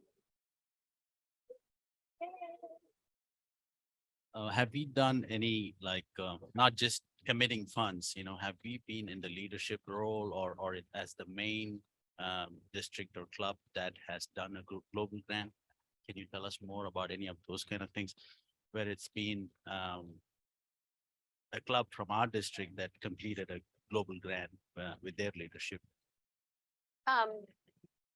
So can you still hear me? West Oklahoma City were the lead in this project that was doing a project in Oklahoma City. And we helped them with that. We have been the lead international club for at least 20 projects. Some of them, we've enlisted a lot of other Rotary clubs from the area. Some of them, we've been the only one. It just depends on the circumstances and the economics of it. But there's a big advantage for having those two partners because you can ask for district designated funds from both districts. And that helps get you to your goal faster. Yeah, and we are the lead club, or downtown Oklahoma City club is the lead club for the Uganda malaria project. At 1.2 million, it's probably the second or third largest, one of the largest projects in Rotary. So we definitely have that experience. So I'm gonna say now with the microphone, if I get approval, which I think most likely for $500, what other club here would match that? I like this. I have a champion.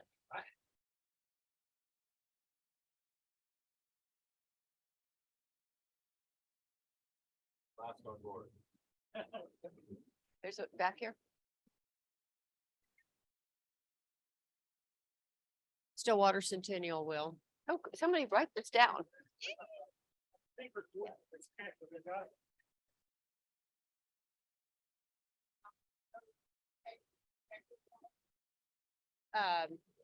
We have a benefactor at the same place that's connected with the church that works with this and also the burgers that have worked with this. And Oklahoma State has gone down there and done some agricultural research and helped an agricultural program there as well.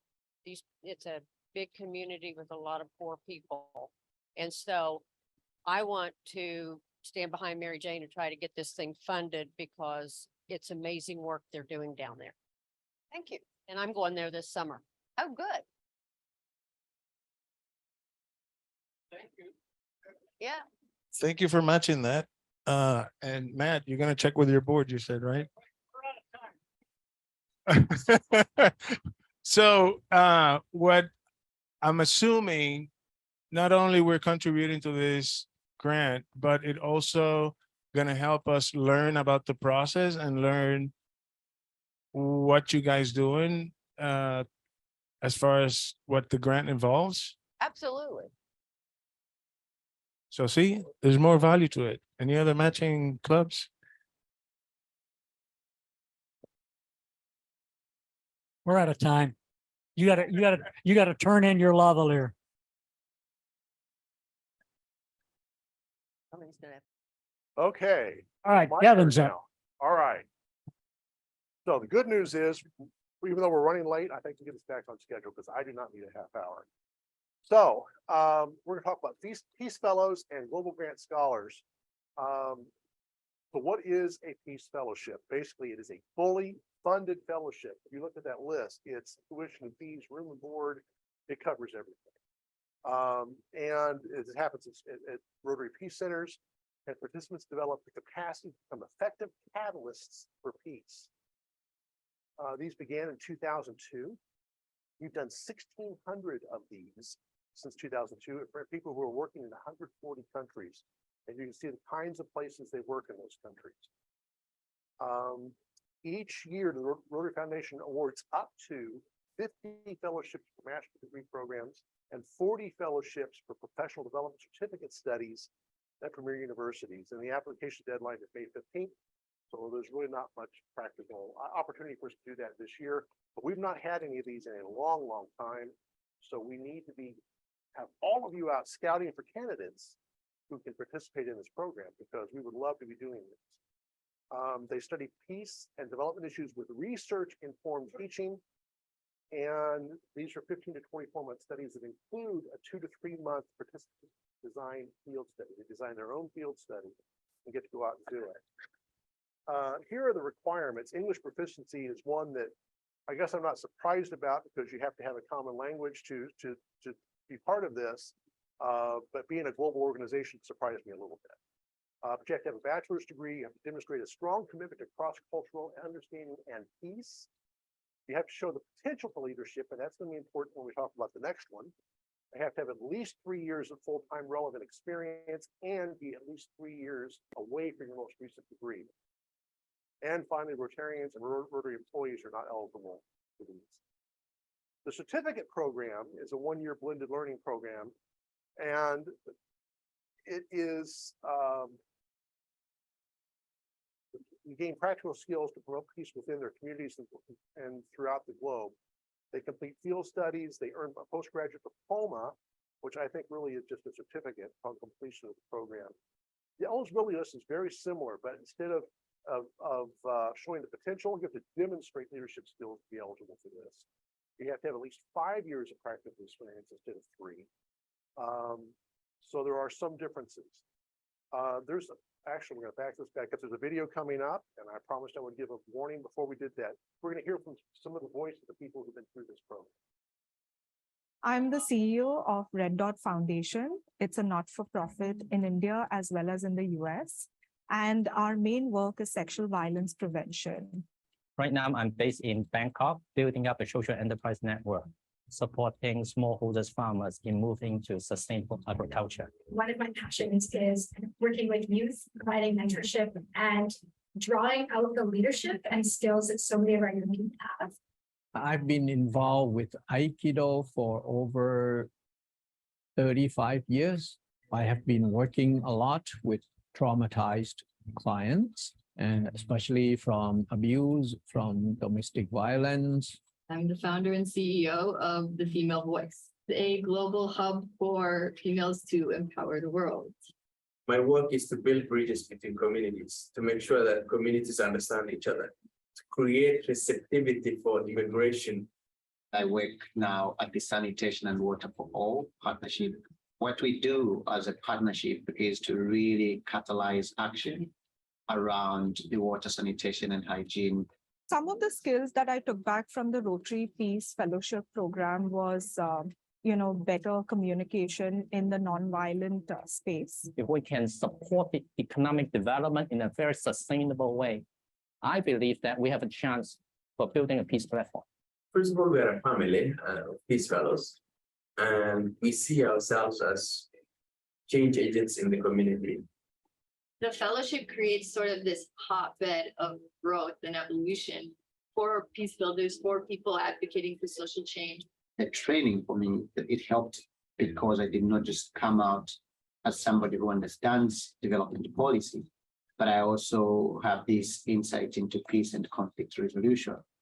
It's my personal experience that Aikido can bring peace from within, and then you can expand that to other people through your interaction. And if you have the passion and you have the desire to make change in your community or in the world, you're the right person for this program.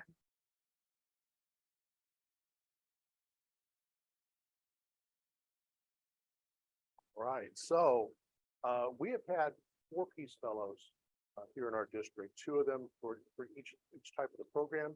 We're going to talk a little bit about Jill Lawler. She is currently the Chief Field Operations for UNICEF. She has was in the program many years ago, back in 2003, 2004, but she was a real dynamo, apparently, from what Chuck told me. She was so engaged in being out in the bush in Ghana, doing the work. We weren't sure she was going to finish her degree program. Because she was out there doing the work. She was just passionate about these solar cookers. And we're going to hear a couple of minutes of part of an interview that she did. And we have a couple of grainy pictures to go with it. So they're not very entertaining visually, but listen to what she has to say. Well, I work for UNICEF, and UNICEF is a UN agency that is basically dealing with children. We have the mandate to ensure that children's rights are met throughout the world.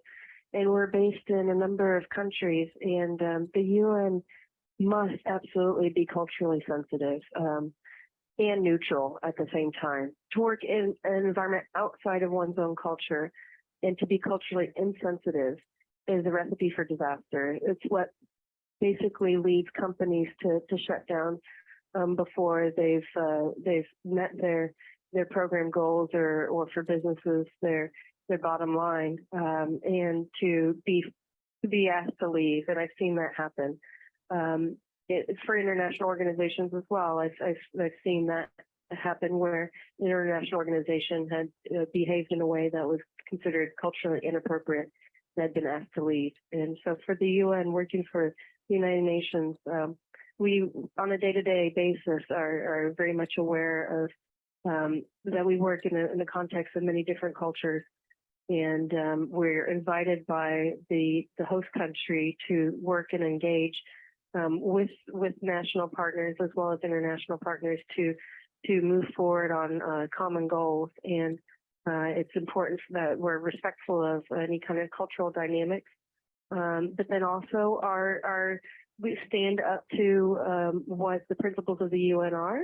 So there are good aspects of culture and there are bad aspects of culture. And I think that the role of the UN and the role of other international organizations and NGOs is also to be that friend that can be also a good critic and to help things along. But to do that in an insensitive way is basically asking, is a recipe for disaster, and it won't meet the program goals.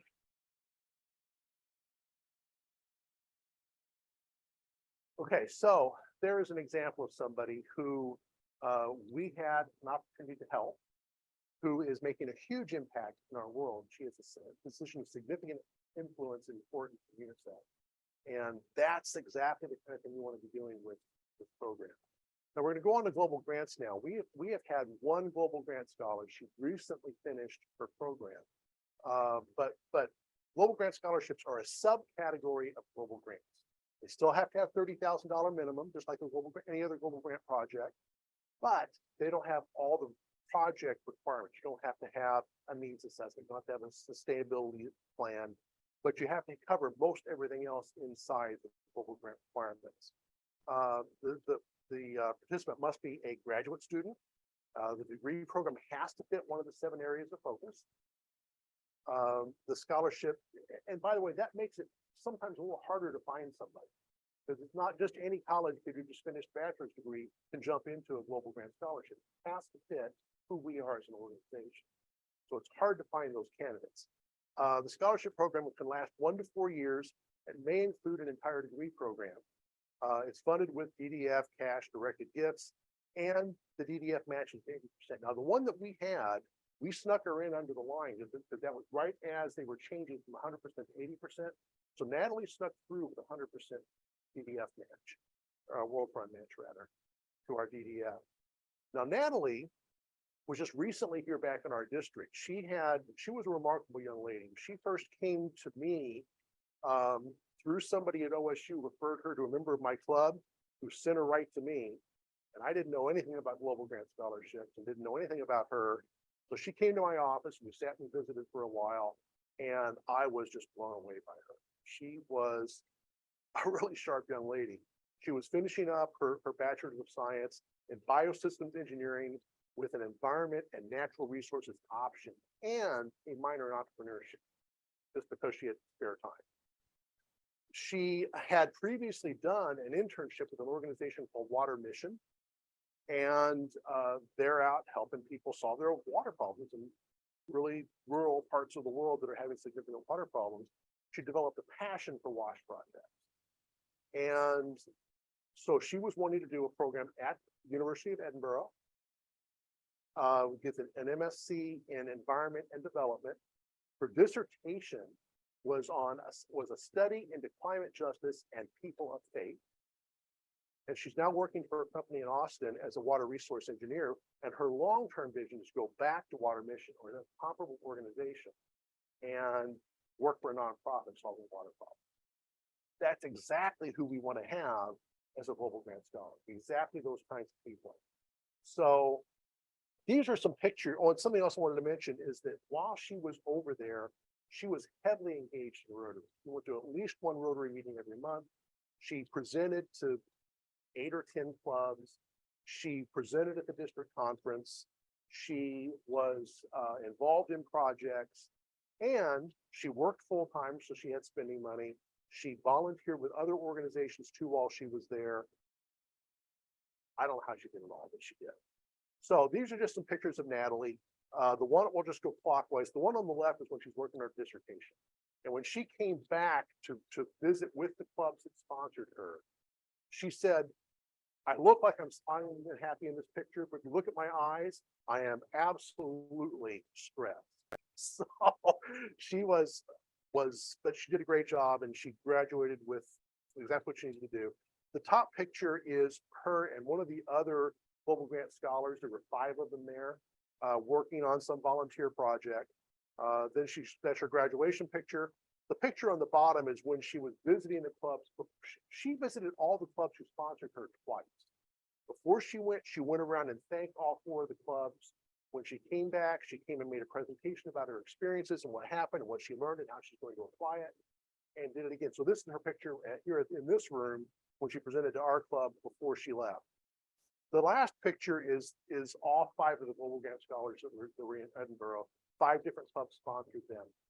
I will tell you that when, one of the things that has to be done is wrapping up the project is the host club over there has to write an evaluation of their experience with this individual. They were glowing. They just loved it. And so I'm excited and I'll also tell you that when she was here visiting, she came to my house one night for supper, and a couple of days later, my son said, she lives in Austin, right? I said, yeah. So that's too bad. And I did tell Natalie that.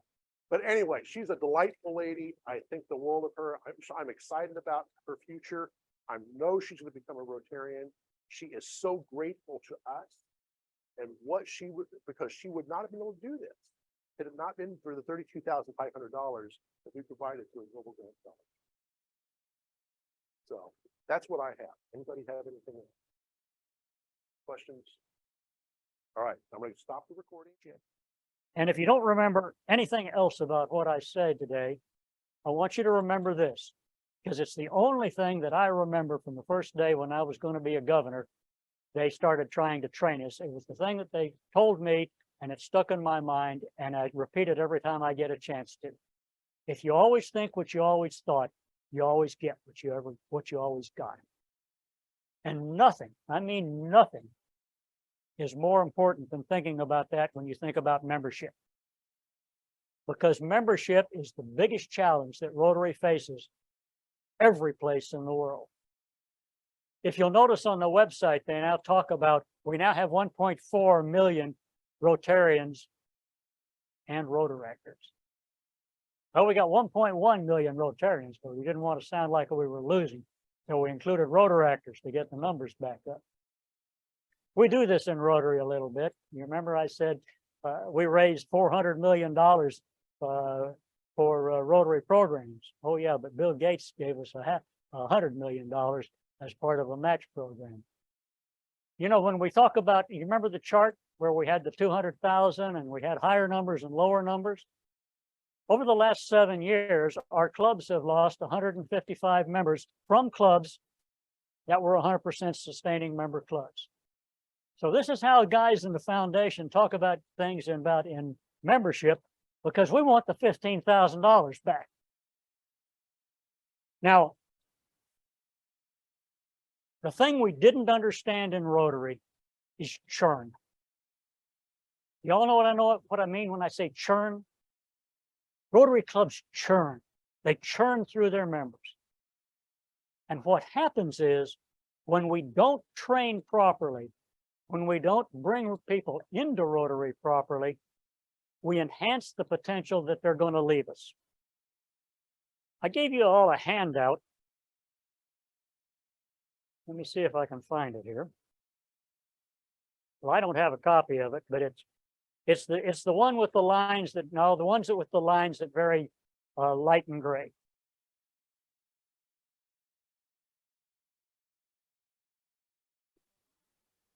Let me see if I can, that's the one. That's the one. Okay, what we have here what we have here is your club broken down by 5-year increments.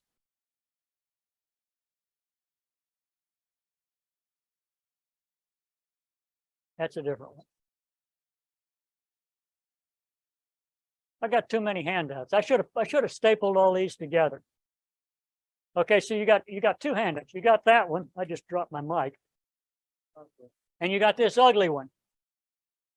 You see the ugly one? Yeah, the ugly one. All right, let's start with the ugly one. What this ugly one is it's a study of all of the clubs in the district for a group of members that came in to their club between 1995 and 2000. And we tracked all of these members by name until 2011. Now, the thing that's the most important is that of the members that joined the club between 1995 and 2000, and it's any point between 1995 and 2000, just not that particular year. Okay, of the 1,200, 1,100 that came in, only 641. Oh, how do I back that up? All right.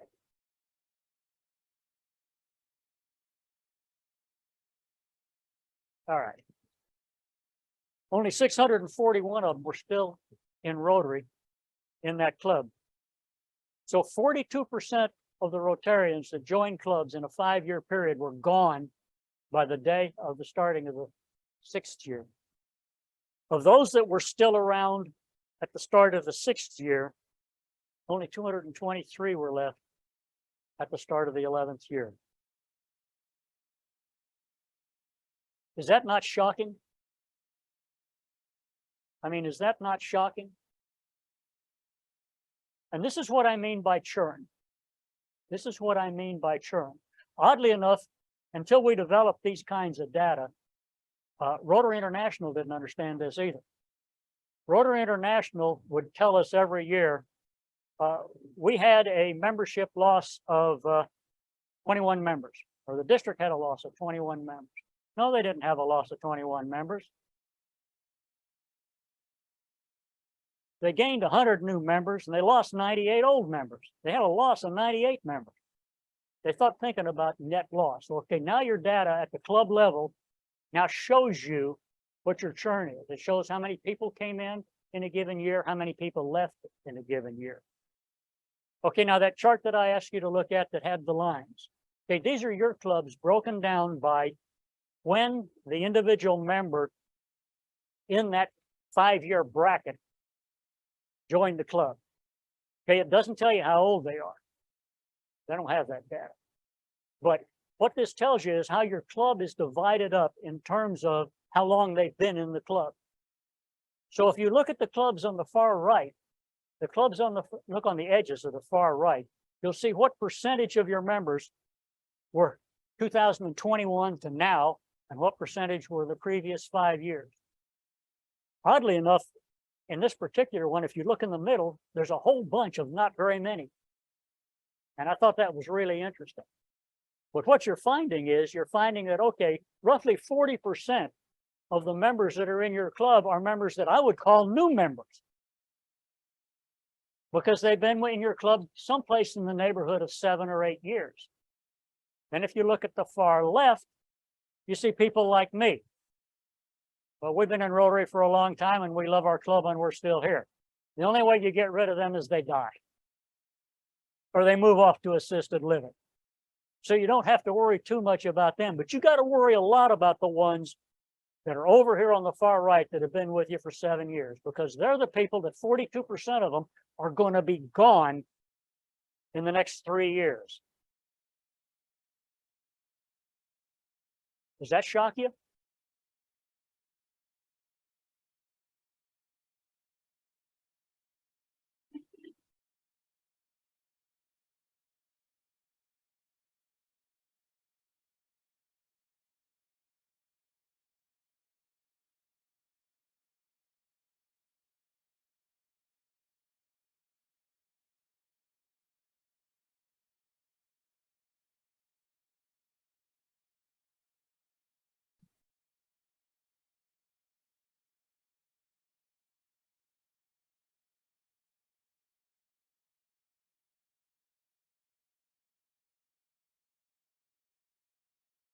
When I see a need,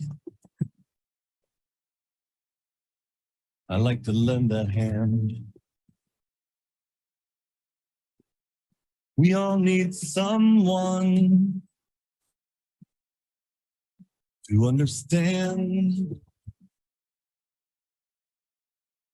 that there are people in this world who really need us now. It's up to each of us to figure out how. We are calling out around the world, come join us.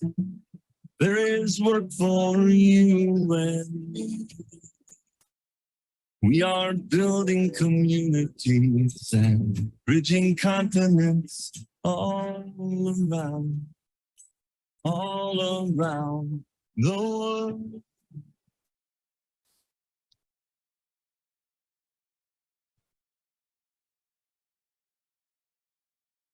When I hear the call,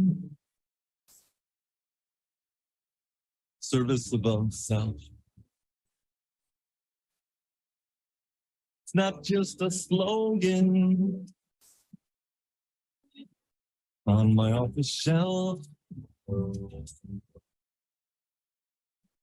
It's the way I choose to live. The hand I have to give. Thankful for the chance to give of myself. We are calling out around the world, come join us. There is work for you and me. We are building communities and bridging continents all around. All around.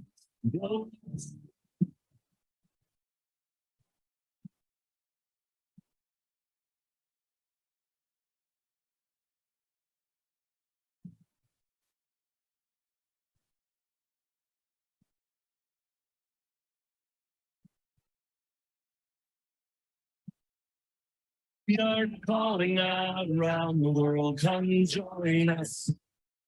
It's work for you and me.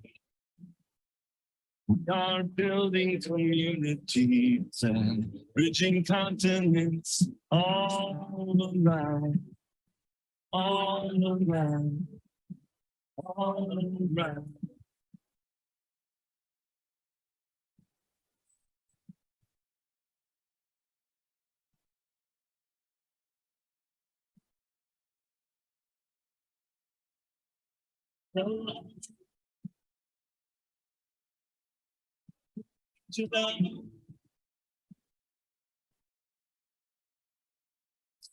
We are calling out around the world, come join us.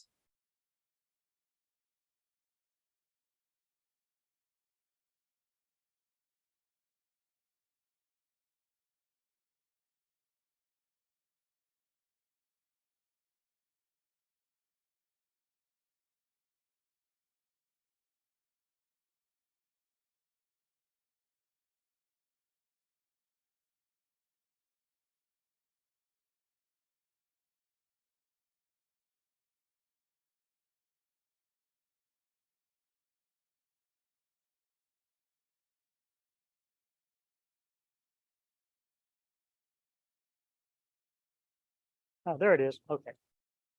One of the biggest problems that we see with clubs when they ask us, what do you want to do about membership? What can you do about membership? Besides not understanding churn, is they don't understand the set point. When you came into your club, it was a certain size. And by and large, for the most part, over the last 25 years, there's not but one Rotary Club in the district who is the same size or larger than it was at the highest point in their club membership over that 25-year period. And so what happens is, particularly as your club used to be 70 and now it's 50, or it used to be 50 and now it's 30. If you remember thinking about 40% of your club has been there for the last 10 years. They think of this as this is our club. This is natural for our club to be this size. This is our set point. This is, that's what they think. This is our set point. And so what happens is when you lose a couple members and you get below your set point, you think, we got to fix that. And so you go out and you have a membership drive and you get 5 or 6 or 7 people in. And we're in great shape. And then we forget to do anything about those 5 or 6, 7 people and come back down to the set point where you panic again and you raise them back up. So we're going to learn 2 things here today. First, the first thing we're going to learn is don't let the set point dominate where it is that you want your club to be. Now, I didn't get a chance to print it, but when I was a membership coordinator for the zone a few years ago in Texas, we were trying to figure out how it was that we could determine whether a club was doing a good job or a bad job about getting their membership up. And so we developed a criteria where we looked at the communities and we developed a Rotarians per 1,000 population within the community. And I mean, it doesn't work if you don't compare like communities, but what we found is and it worked great in East Texas because they're all alike. They're not any great big towns dominating it. There's a whole bunch of towns between 7 and 15,000 people.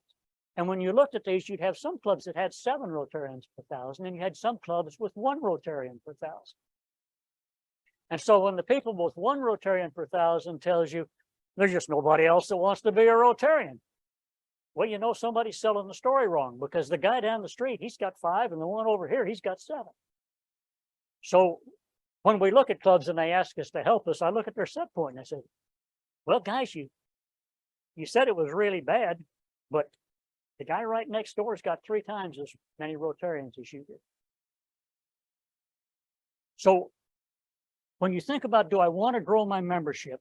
You have to think in terms of how big does that membership want to be? If we can get there for 3 years, we get a new set point, and we panic when we get below 50, when we used to be panicked when we got below 30. Does that make sense? Now, you have to have the goal of getting there over X period of time. You know, don't say we got to do it tomorrow. Say in the next 3 years, we're going to change our set point from 37 to 57 or whatever it is. And then start going out and finding Rotarians. We just talked about that. I got ahead of myself. So why do these guys leave? Well, some people leave because they move, some change jobs, some retire, some expire. But mostly they leave because they didn't get connected to your club. They're not connected to the club. And this is our fault as Rotarians. This is absolutely our fault as Rotarians. How many of you have a membership orientation program? I see 2 hands. And you think you want, and you want to know why you have a hard time keeping these guys that have only been with you for this period of time? What happens to these people lots of times is they come into the club and they come in with somebody that invited them, and they sit with them for a while. And the club goes on, and the club goes on, and the club goes on, and the club goes on. And nobody asks them to do anything. Or even worse, the club doesn't do anything, so there's nothing to ask them to do. And after a while, they say, well, they've sold you all the insurance they can sell you, and they've sold you all the stock they can sell you. And man, I'm out of here. They don't learn about the foundation. They don't learn about your club's projects, or the club doesn't do any projects. And I don't mean to be mean, because I'm sure all you all do great projects, but there are clubs all over the place that don't do anything but go to lunch. You know, I guess the worst review you can get from a prospective Rotarian is when you invited them in and they come in, they've looked around, and somebody asks them what went on, and he says, well, you know, we ate lunch. That's not the way you're going to get to keep the guy.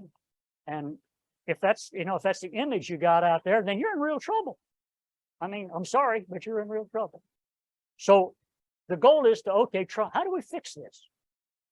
Well, we fix it by making sure that we do the very best we can to integrate these people. Now, Oklahoma State Rotary Club doesn't, you can stop listening. You do a really good job. They do 2 things different than everybody else around. How do we go out and how do we go about asking somebody if they want to join Rotary? How does your club do it? Somebody, anybody. How does a new Rotarian or a new prospective Rotarian come into your club?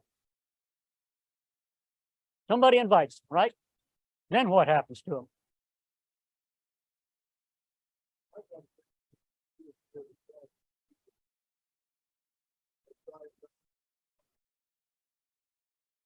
That's a good answer. That's a good answer. Typically what happens is then they come into the club and you all have your process, well, we got to send it to the board and we got to get you approved and then you got to fill out the forms and then maybe we'll bring you in. Club 29 changed that.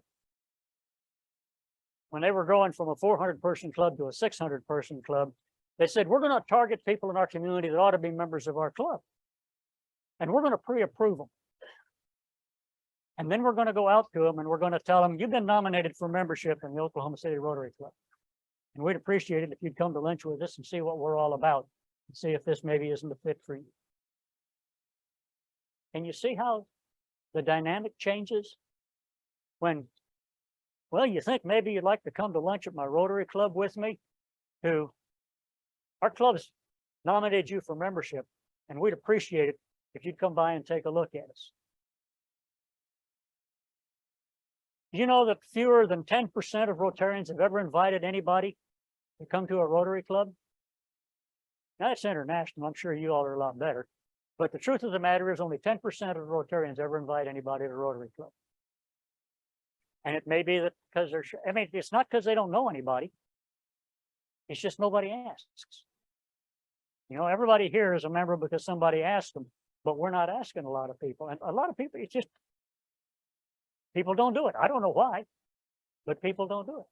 But if you change the dynamic and you nominate somebody that you thought you might ask, and then somebody from your club who maybe is the president or a membership committee or somebody from the board, go out and sit down with the individual and say, hey, you've been nominated for membership in our Rotary Club. Maybe it works, maybe it doesn't. But if you get 4 or 5 new members that way, now you got some new blood that you can get them to get their friends. Remember we talked about expansion of friendship as part of Rotary? So we're out here fishing, and the goal is to try and get as many boats on the water as we can. So we get them in the door. What do we do with them? We don't do anything with them. We just hope like hell they're going to become Rotarians. And we got hurt by COVID because there's no meetings like this for you to bring them to where you can see what else is going on. And so what we're going to do is we're going to teach the program called Onboarding New Members. Now, Rotary has always had a recommended fireside chat. You all remember the fireside chats? Any of you ever really go to one? One. Oh, yeah, in Texas. But the problem is they just don't do it. There's a thing called the STAR program or something. It was really cool. Hell, nobody could do it.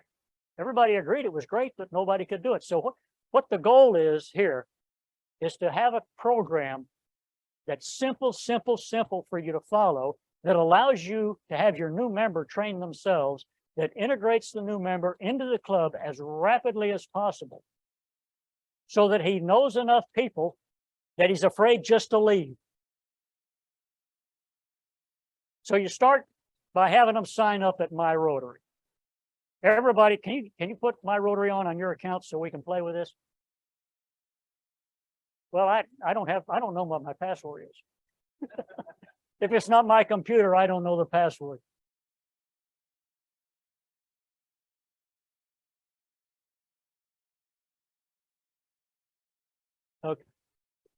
Okay, so once you make them sign on to My Rotary, now they have access to everything there is in the world about Rotary.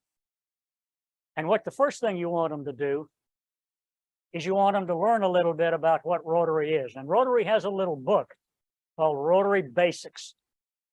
You all remember Rotary Basics?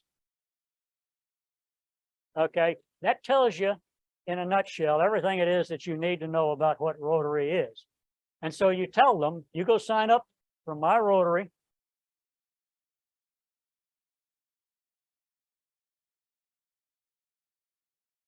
Okay, so you sign up for My Rotary.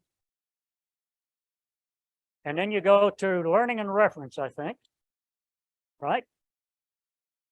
Have to go find what the real slide says. Okay, you go learning to reference. And you go, let's see what happens if you click it. Okay, you're learning to reference, whoop, and then you scroll down to new member.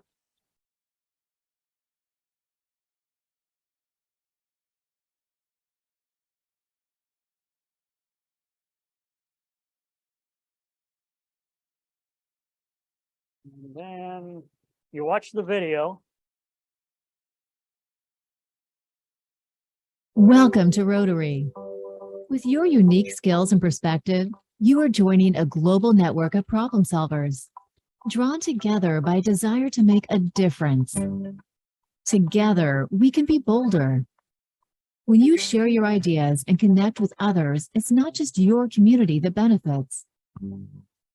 You'll grow as a leader and feel a shared sense of purpose that comes from finding lasting solutions to big problems.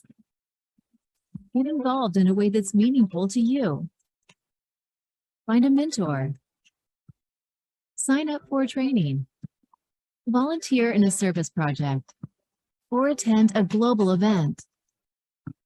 You are now connected to 1.2 million people of action who unite to create lasting change across the globe, in our communities, and in ourselves.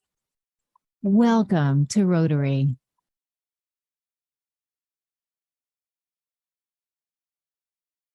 Okay, then down here on the bottom, on resources, there's Rotary Basics.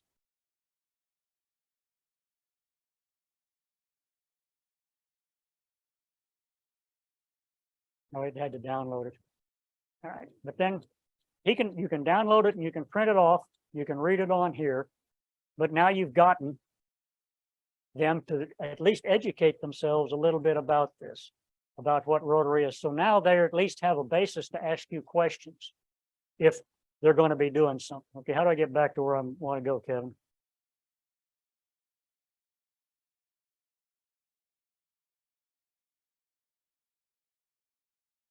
It doesn't like, it doesn't like me. All right, oh, here they are. I'll just close them.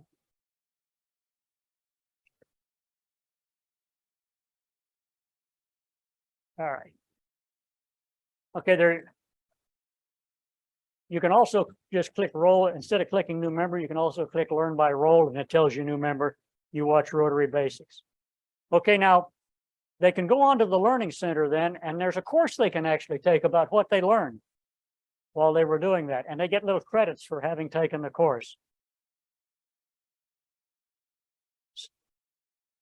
Huh? Oh, it's over. I'm out of there now. It's over. It's in the Learning Center. Yes. The website you had up there said .com. It's actually .org. Is it really? I go back. Okay. I think it was, but yeah. So just in case if you're having Okay, troubles super. getting to it, so my.rotary.org. It is. I wonder why I did. Well, good thing somebody was here to keep up with it. All right, so now we've introduced them to Rotary and we've made them learn a little bit about themselves. So the next step is now a new member comes in, and it's ideal to have 3 or 4 of them together, because it makes whoever's doing the orientation the person that's going to be their focus. But the person comes into the club membership team, and you ask them, what did you learn? What did you think about? What are your questions about this thing? That means somebody in your membership team actually has to read this sucker first too. But what I do, what I would prefer you all do is go ahead and buy a stack of them, and then you have it to hand them to them when you initiate them. And then they've got it in their hand. They still need to get on Rotary Basics so they can look at it, but at least then now they've got the hard copy, and they're told they're going to have to look at that. And then you have somebody that knows a little something about Rotary in there with them, and you thumb through to see, okay, now these are things that say, now, what did you think about this? Or what did you think about that? Okay, you all with me so far? Okay, now step 3 and step 2 can be combined or they can be different. But at this step, this committee goes over how the club functions, who the officers are, who the directors are, who the committee chairs are, where a new member fits in the committee structure. Ideally, the thing to do is have some committees. A lot of clubs don't have any committees. But ideally, they have committees. And you make them choose a committee that they're interested in. So now you've got a way again to interact them with a group of people that they seemingly have some sort of relationship mentally with. You should have this written down. There should be something that you handle. These are our officers. These are our directors. This is how our committees work. This is what we do. You have another page or in part of the same page. These are your dues. These are how they're broken down. These are the projects we support. This is how the club pays for the projects we support. What are our attendance rules? Some have very rigid attendance rules. Some have no attendance rules whatsoever. But you need to make them aware of all of these kinds of things as they come in. And this needs to be written down. You want to hand this to them. Everybody thinks that we're going to do this, and then they never get around to doing it. But if you will do it, it'll pay you dividends. If you save just half of the 40% that leave you in the first 7 years, look at what your gain is going to be. You do that 3 years in a row, that's 10 members on a 35-person club. That's a 45-person club with a new set point. Okay, step 4 is the mentoring program. And folks, this is key. This is key. What happens is now you bring something into the Rotary and they sit with their sponsor at the same table that the sponsor always sits at. Now, the bigger the club, the easier it is to spread this around. But every new member is partnered up, not with just one person who's supposed to teach them about Rotary, because the committee's teaching them about Rotary. This program's teaching them about Rotary. Now we're teaching them about our club and the people that are in our club. Because the goal is to have interpersonal relationships among the Rotarians in the club. So we know who the heck we are, what we do, what we stand for, what we like, what we don't like. How are we going to interact with one another? And the reason we want to use 5 or 7 is we want to spread the wealth around. Let's say you've got 5 tables out there. So you got 5 tables full of people. So for 5 weeks, he's going to be introduced to one new Rotarian who's going to take him to a table, who's going to introduce him to 4 or 5 more people at that table. Go over 7 weeks, you suddenly met a whole bunch of people in the club. So now it's not just somebody sitting in the back of the club thinking, what do I do next? What do I do next? The regular members get to know the new member. They introduce them around to one another. Then you find them a job. You find them a job. My first job in Rotary was inside the Easter Bunny costume. I'm not sure that was the right thing to do. Another good way to integrate a really sharp new member is make them the club secretary and make them take roll. Because before long, you know everybody's name. Now, when I was doing it, you have to actually come to Rotary. And so you had to bug people about, did they give you a makeup or did they not give you a makeup? One thing I really like to make up for Santa Fe is they have their new members less than a year stand outside the door and greet everybody that's coming in. And I just, I think that's so helpful. I remember how long it took me to feel like I started knowing most of the people in my club, but it was a long time. And I think everybody heard me, but they have all their new members stand outside the door. If you're a member less than a year and you greet all the members as they come in, you have to get there 15 minutes early. I like that. 15 minutes early. So as you move down the progression of things you're going to do with them, now you bring them to a board meeting. They see how the club functions. They see who the leaders are. They see the personalities of the leaders. And they say, all right, how's my place going to fit in with these? And they'll mentally bond up with one of the personalities that they see there. But this gives them another avenue to integrate themselves into the club. Take them to a service project. Now, what has to happen before you can take them to a service project? That's right. You have to have a service project. You have to have a service project. Ask their opinion on things. The thing that drives me crazy about Rotary is Rotarians, by and large, are leaders in their church, in their community, at their work. They're leaders. And they sit like a stump on a log in a Rotary Club meeting. And I don't know why that is, but the way you get people integrated is you draw them out by asking their opinion on something. They're all leaders. They got plenty of opinions. I know I certainly do. Take them to the district meetings. And I will tell you this. The neat thing about new Rotarian members, they're still trying to impress you. They don't know, they can tell you no. And so when you tell them there's a district meeting on next Saturday or Saturday a week from now, and you and I are going to it, you want to meet there or do you want me to bring you? They go. Now, of course, during COVID, we didn't have any meetings. So we're going to get a pass for everything. But just like we have today, we're going to start having meetings. We're going to have a full-fledged district assembly next year where we're going to talk about RILA. We're going to talk about wings. We're going to talk about foundation. We're going to talk about membership. We're going to talk about service projects. They're going to break out into various parts of the room so that people can go learn about them. And there's a meeting to go to. I was a new Rotarian. They hired me up and they hauled me to this thing. And they made me go to a couple of these sessions. And I met some of these leaders from the district that I would have never met before. And I thought, man, this is a bigger deal. But I'll give you, I guess, an example. When I was talking about leaders sitting on a log, I didn't have a very good mentor.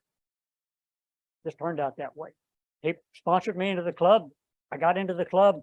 That was about it. And I hadn't been in long. I probably came in September, October. And come December rolled around, it was Christmas party. And so I showed up on Christmas party day. And you know, I own my own company. I think I'm hot stuff. I mean, I felt that I was a real catch for them.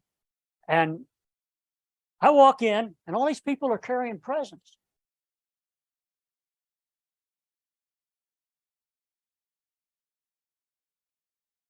Heck are a networking club.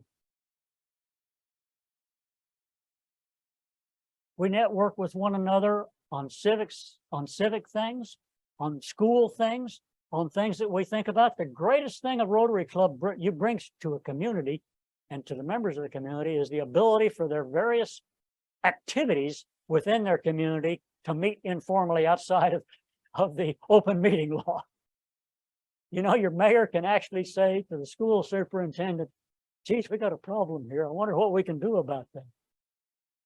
It allows your club to see what's going on at the school. It allows the school to see the school leaders. It allows all of the various people to interact within a community to focus around the Rotary Club. There was a time, 1950-ish, where all community business was done at the Rotary Club. That was a time when the banks were locally owned. None of the banks are locally owned anymore. The president of the bank typically doesn't care. He's getting promoted out of this burg and he's going up to Dallas someplace. Professional leadership and development opportunities. I'm a product of that. Rotary taught me how to, I was a very shy kind of person mostly. Rotary taught me how to interact with other kinds of leaders and other kinds of people at all phases of their life and understand how my place fits with their place. And Rotary did that for me, and I'm appreciative of it forever. It's allowed me to make friends all over this state, Of this meeting, when we first started, I suspect half of the people in here and I have interacted with one another at one point in the last 20 years. And it's something that I'm forever grateful for. And it bothers me that we can't give more Rotarians this level association among one another. They want to make a positive impact on the community. They want to have confidence in their leadership. Now, what's that mean? That means you have to be careful about who you select to be your leaders, not somebody you can fool into being it. But look at it. Satisfaction is enjoy meetings. Influence on retention is enjoy meetings. So what's that mean? You got to figure out how to make your meeting enjoyable. That means good speakers. And if you haven't got enough folks that want to come speak locally, you reach out to us. We'll fill your room full of people that can tell you neat stories, like some of the ones you've heard today. Prioritize the member experience. The idea is to make Rotarians feel good about themselves. How do you feel good about yourself? What makes you feel good about yourself? What can you do as a Rotarian to make other Rotarians feel good about themselves? Give me an idea. Compliment on a job well done. Ask their opinion. Ask them to lead. Now, my Edmond friends snuck out because I was going to ask them this particular question. We started trying this program, see if we could make it work here the last 20 months or so. And it's worked very, very well for us. But one of the things I said to the president was, look, let's practice what happens getting involved, getting new members involved. And I said, why don't you, we were trying to do something with RILA because we lost all connection to the school with RILA at COVID. We said, pick 2 new members and let's see if we can't send somebody younger in to connect with these teachers and counselors to see if we can get us accepted into the schools to talk to them. Now, we had a leg up. Superintendent of schools was in our club. And I asked her, I said, look, here's what we're thinking about doing. Can you tell the principals that they have to let us talk to these people? She said, sure. And so sounds like a good person to have in your club, right? The superintendent of schools. And so we just turned them loose. We had a meeting and said, look, here's what we're trying to accomplish. You know, we want to be able to get RILA kids. We get scholarships. We want to get scholarship kids. We want to introduce the Rotarian of the Year program. And there was something else we wanted to do. I don't remember what it is now. Oh, we do a shadow program, and we want to have kids come in shadow program. Can you guys go in and start talking to these teachers? Well, we're 5-6 months into the deal. They're on the first name basis with all of these counselors. Counselors love them. We're going to be invited in to give a RILA presentation. We've got 3 scholar applications. They're going to work with us to figure out how a junior Rotarian program works best for their schools. We have 3 high schools, so we're bouncing around. But the point I'm making is these were people that were likely going to be bumps on the log had we not forced them into doing something. And oddly enough, it was something we really, really needed done that we didn't have anybody to do. So think about what you need to have done that's going to be good for your club and assign some of these new members to go do it. They're from the community. It's not going to be like, you know, they're from Mars and they're having to go do it. And then try and grease their wheels a little bit if you need to grease their wheels. If you get the Rotarians, new Rotarians to embrace Rotary, you've got a much better chance of them staying.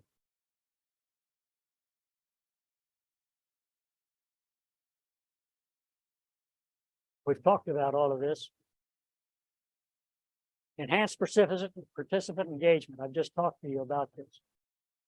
If they're engaged, they're here. Yes, Allison.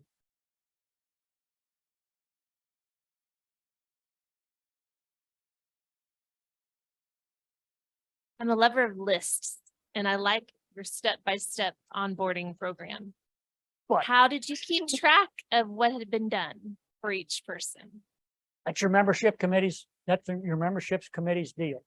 What you're going to make them do is you're going to make them bring your certificate of having completed the course on Rotary Basics, because they give you a certificate. And that shows they've actually completed. And that's their first step in their onboarding process. The rest of it is done by you're calling them in and somebody's checking them off as they've learned this, they've learned this, they've learned this, they've learned this.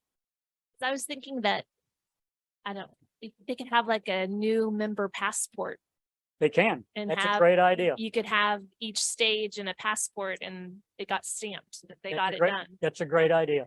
That's a tremendous idea. I love the passport idea. I love the passport idea. I hope to use that.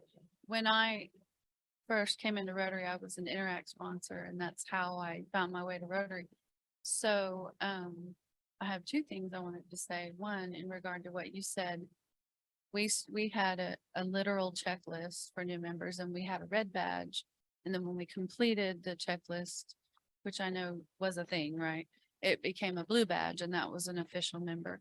And then the other thing I wanted to say is, and you may be getting to this, I don't know, but having worked with youth for 30 years, that is a huge target audience. And when I was sponsoring Interact clubs, I had multiple in different places.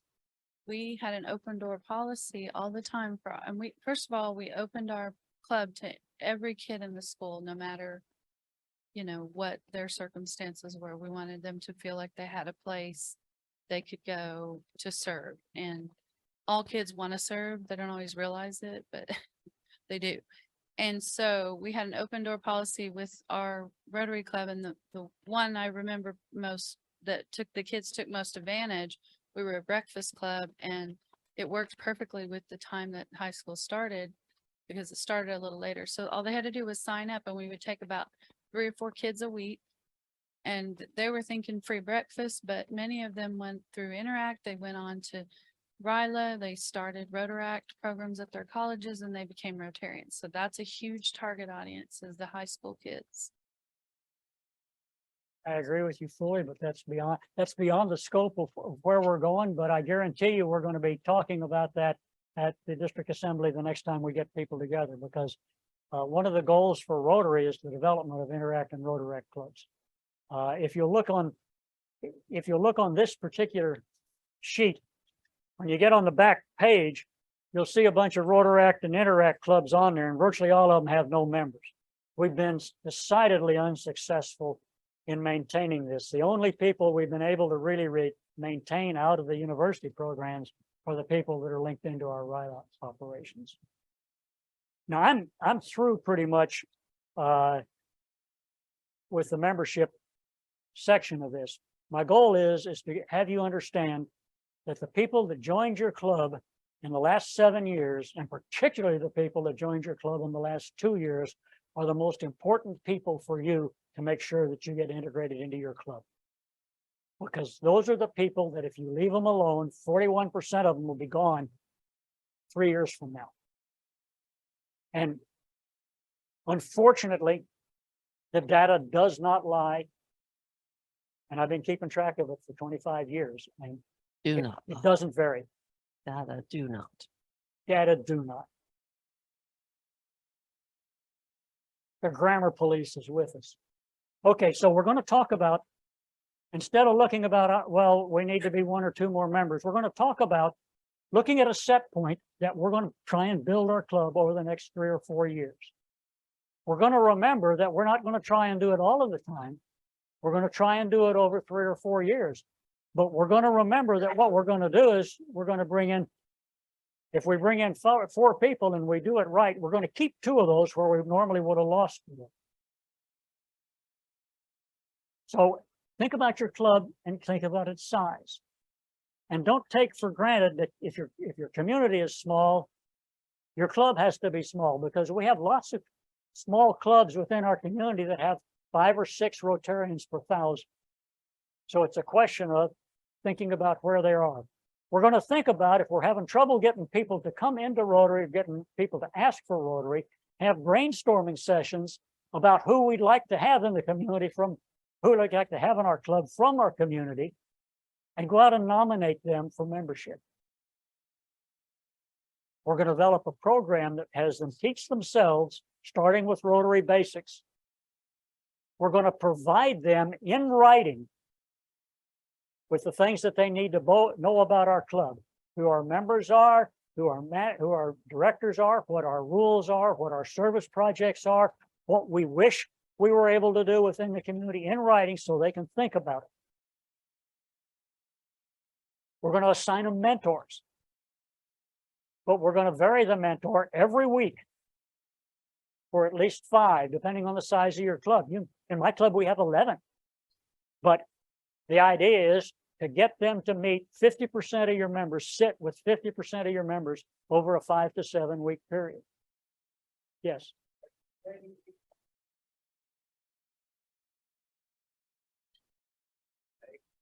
Thank you, Mary Jane.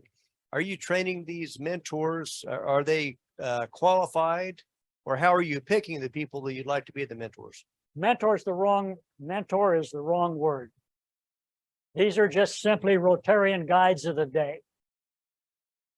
They're there to answer any questions that they may have, but their primary goal is to learn about that new member and have that new member learn about them, and to introduce that new member to the other people at the table and have them say, I'm Betty, I work here, or I own this, and have that happen 5 times or 7 times. So mentor is really the wrong word. Mentoring and teaching is going to be at this committee level.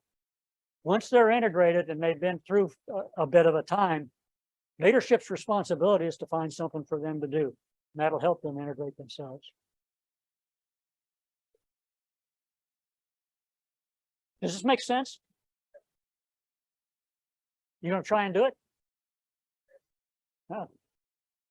That wasn't very enthusiastic, but it's after lunch. This is the last time I teach an after lunch session. From now on, we will stay a couple of days and only do morning sessions and party all afternoon. Good idea. Okay, does anybody have any questions about any of these things?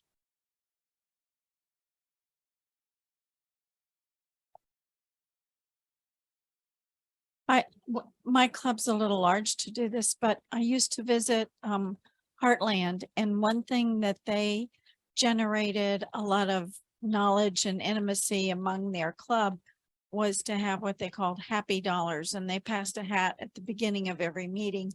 And if you wanted to participate, you could, and if not, you just pass the hat and you could share a happy thing, whether your team won a game or whether your child was nominated for something, or whether you had something that you wanted to share that was a happy dollar.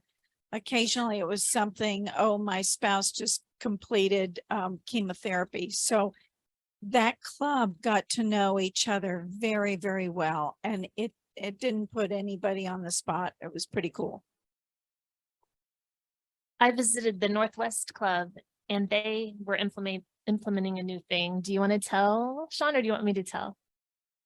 Okay, if you have a new member in the Northwest Club, then it is the onus of the older members that the new member knows your name.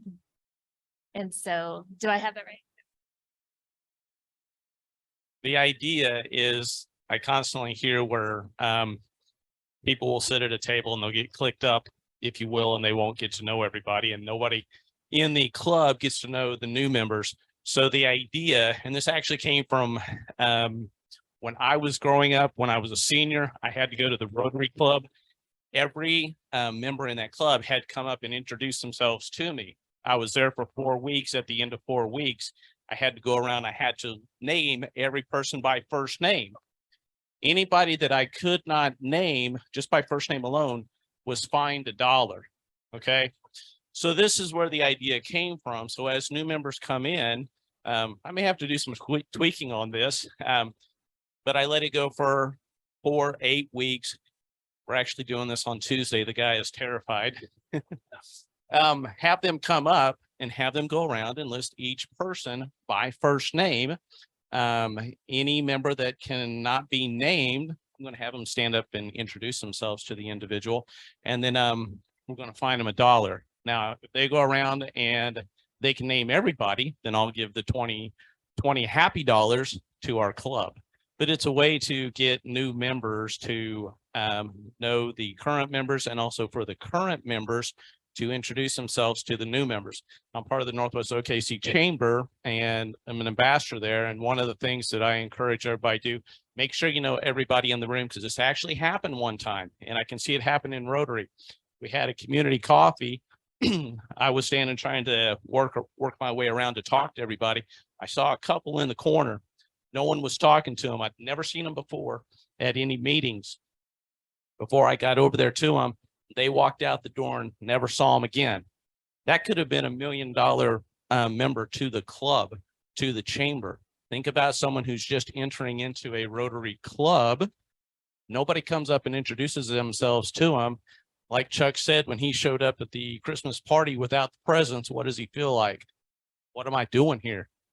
That's what the new members are feeling if they don't get welcomed into the club themselves. And so what I try to do is make sure that the current members are welcoming the new members into the club ASAP. So that's the idea behind the program. Northwest used to have a mystery handshaker program. And everybody, you were supposed to go shake everybody's hand. My power's off again. I didn't shake everybody's hand. And at the end of that period, then the guy that was the head of the mystery handshaker, whoever won it, I guess I don't remember the exact details now, but you got a little prize.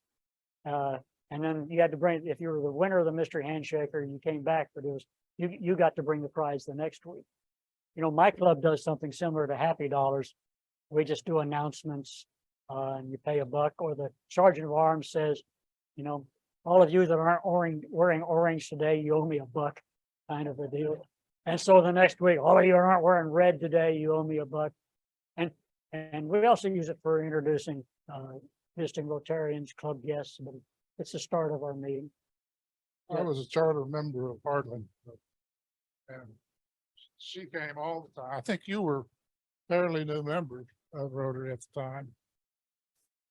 Yeah, they would make up as a breakfast club and they would come to our club, and we had Happy Dollars, and Happy Dollars was for anything. It could be, you know, my grandmother died and we'd throw Happy Dollars in.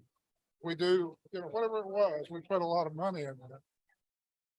And we took that money and we had a special thing going with Putnam City Schools where teachers, the administration of Putnam City Schools would go to a school in their district and ask the other teachers to recognize one of the teachers that was outstanding in that school. And then we would invite them to come to our club, give a presentation, and we would present them with $100 check out of the Happy Dollars. And we did that during school year. We had also helped them with, the kids wanted to have a garden. So we took that money and gave it to the teacher to start the garden out there. So we did that for years and years and years until the club shut down. And we're doing that same thing in South Club now. So it really works.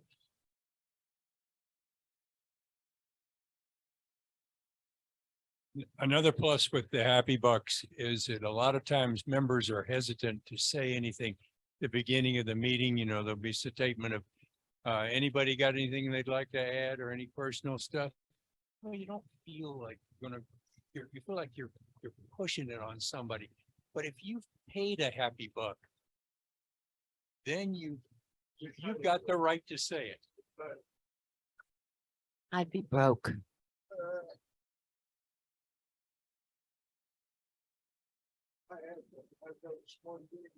You guys hear all this, that several times it's been brought up that OSU did this, OSU participated. You never hear OU participated. Plus not our district. Boomer sooner, boomer sooner. All right. Any more questions about anything you've heard today? So there've been some really great slides. Will we get a copy of those?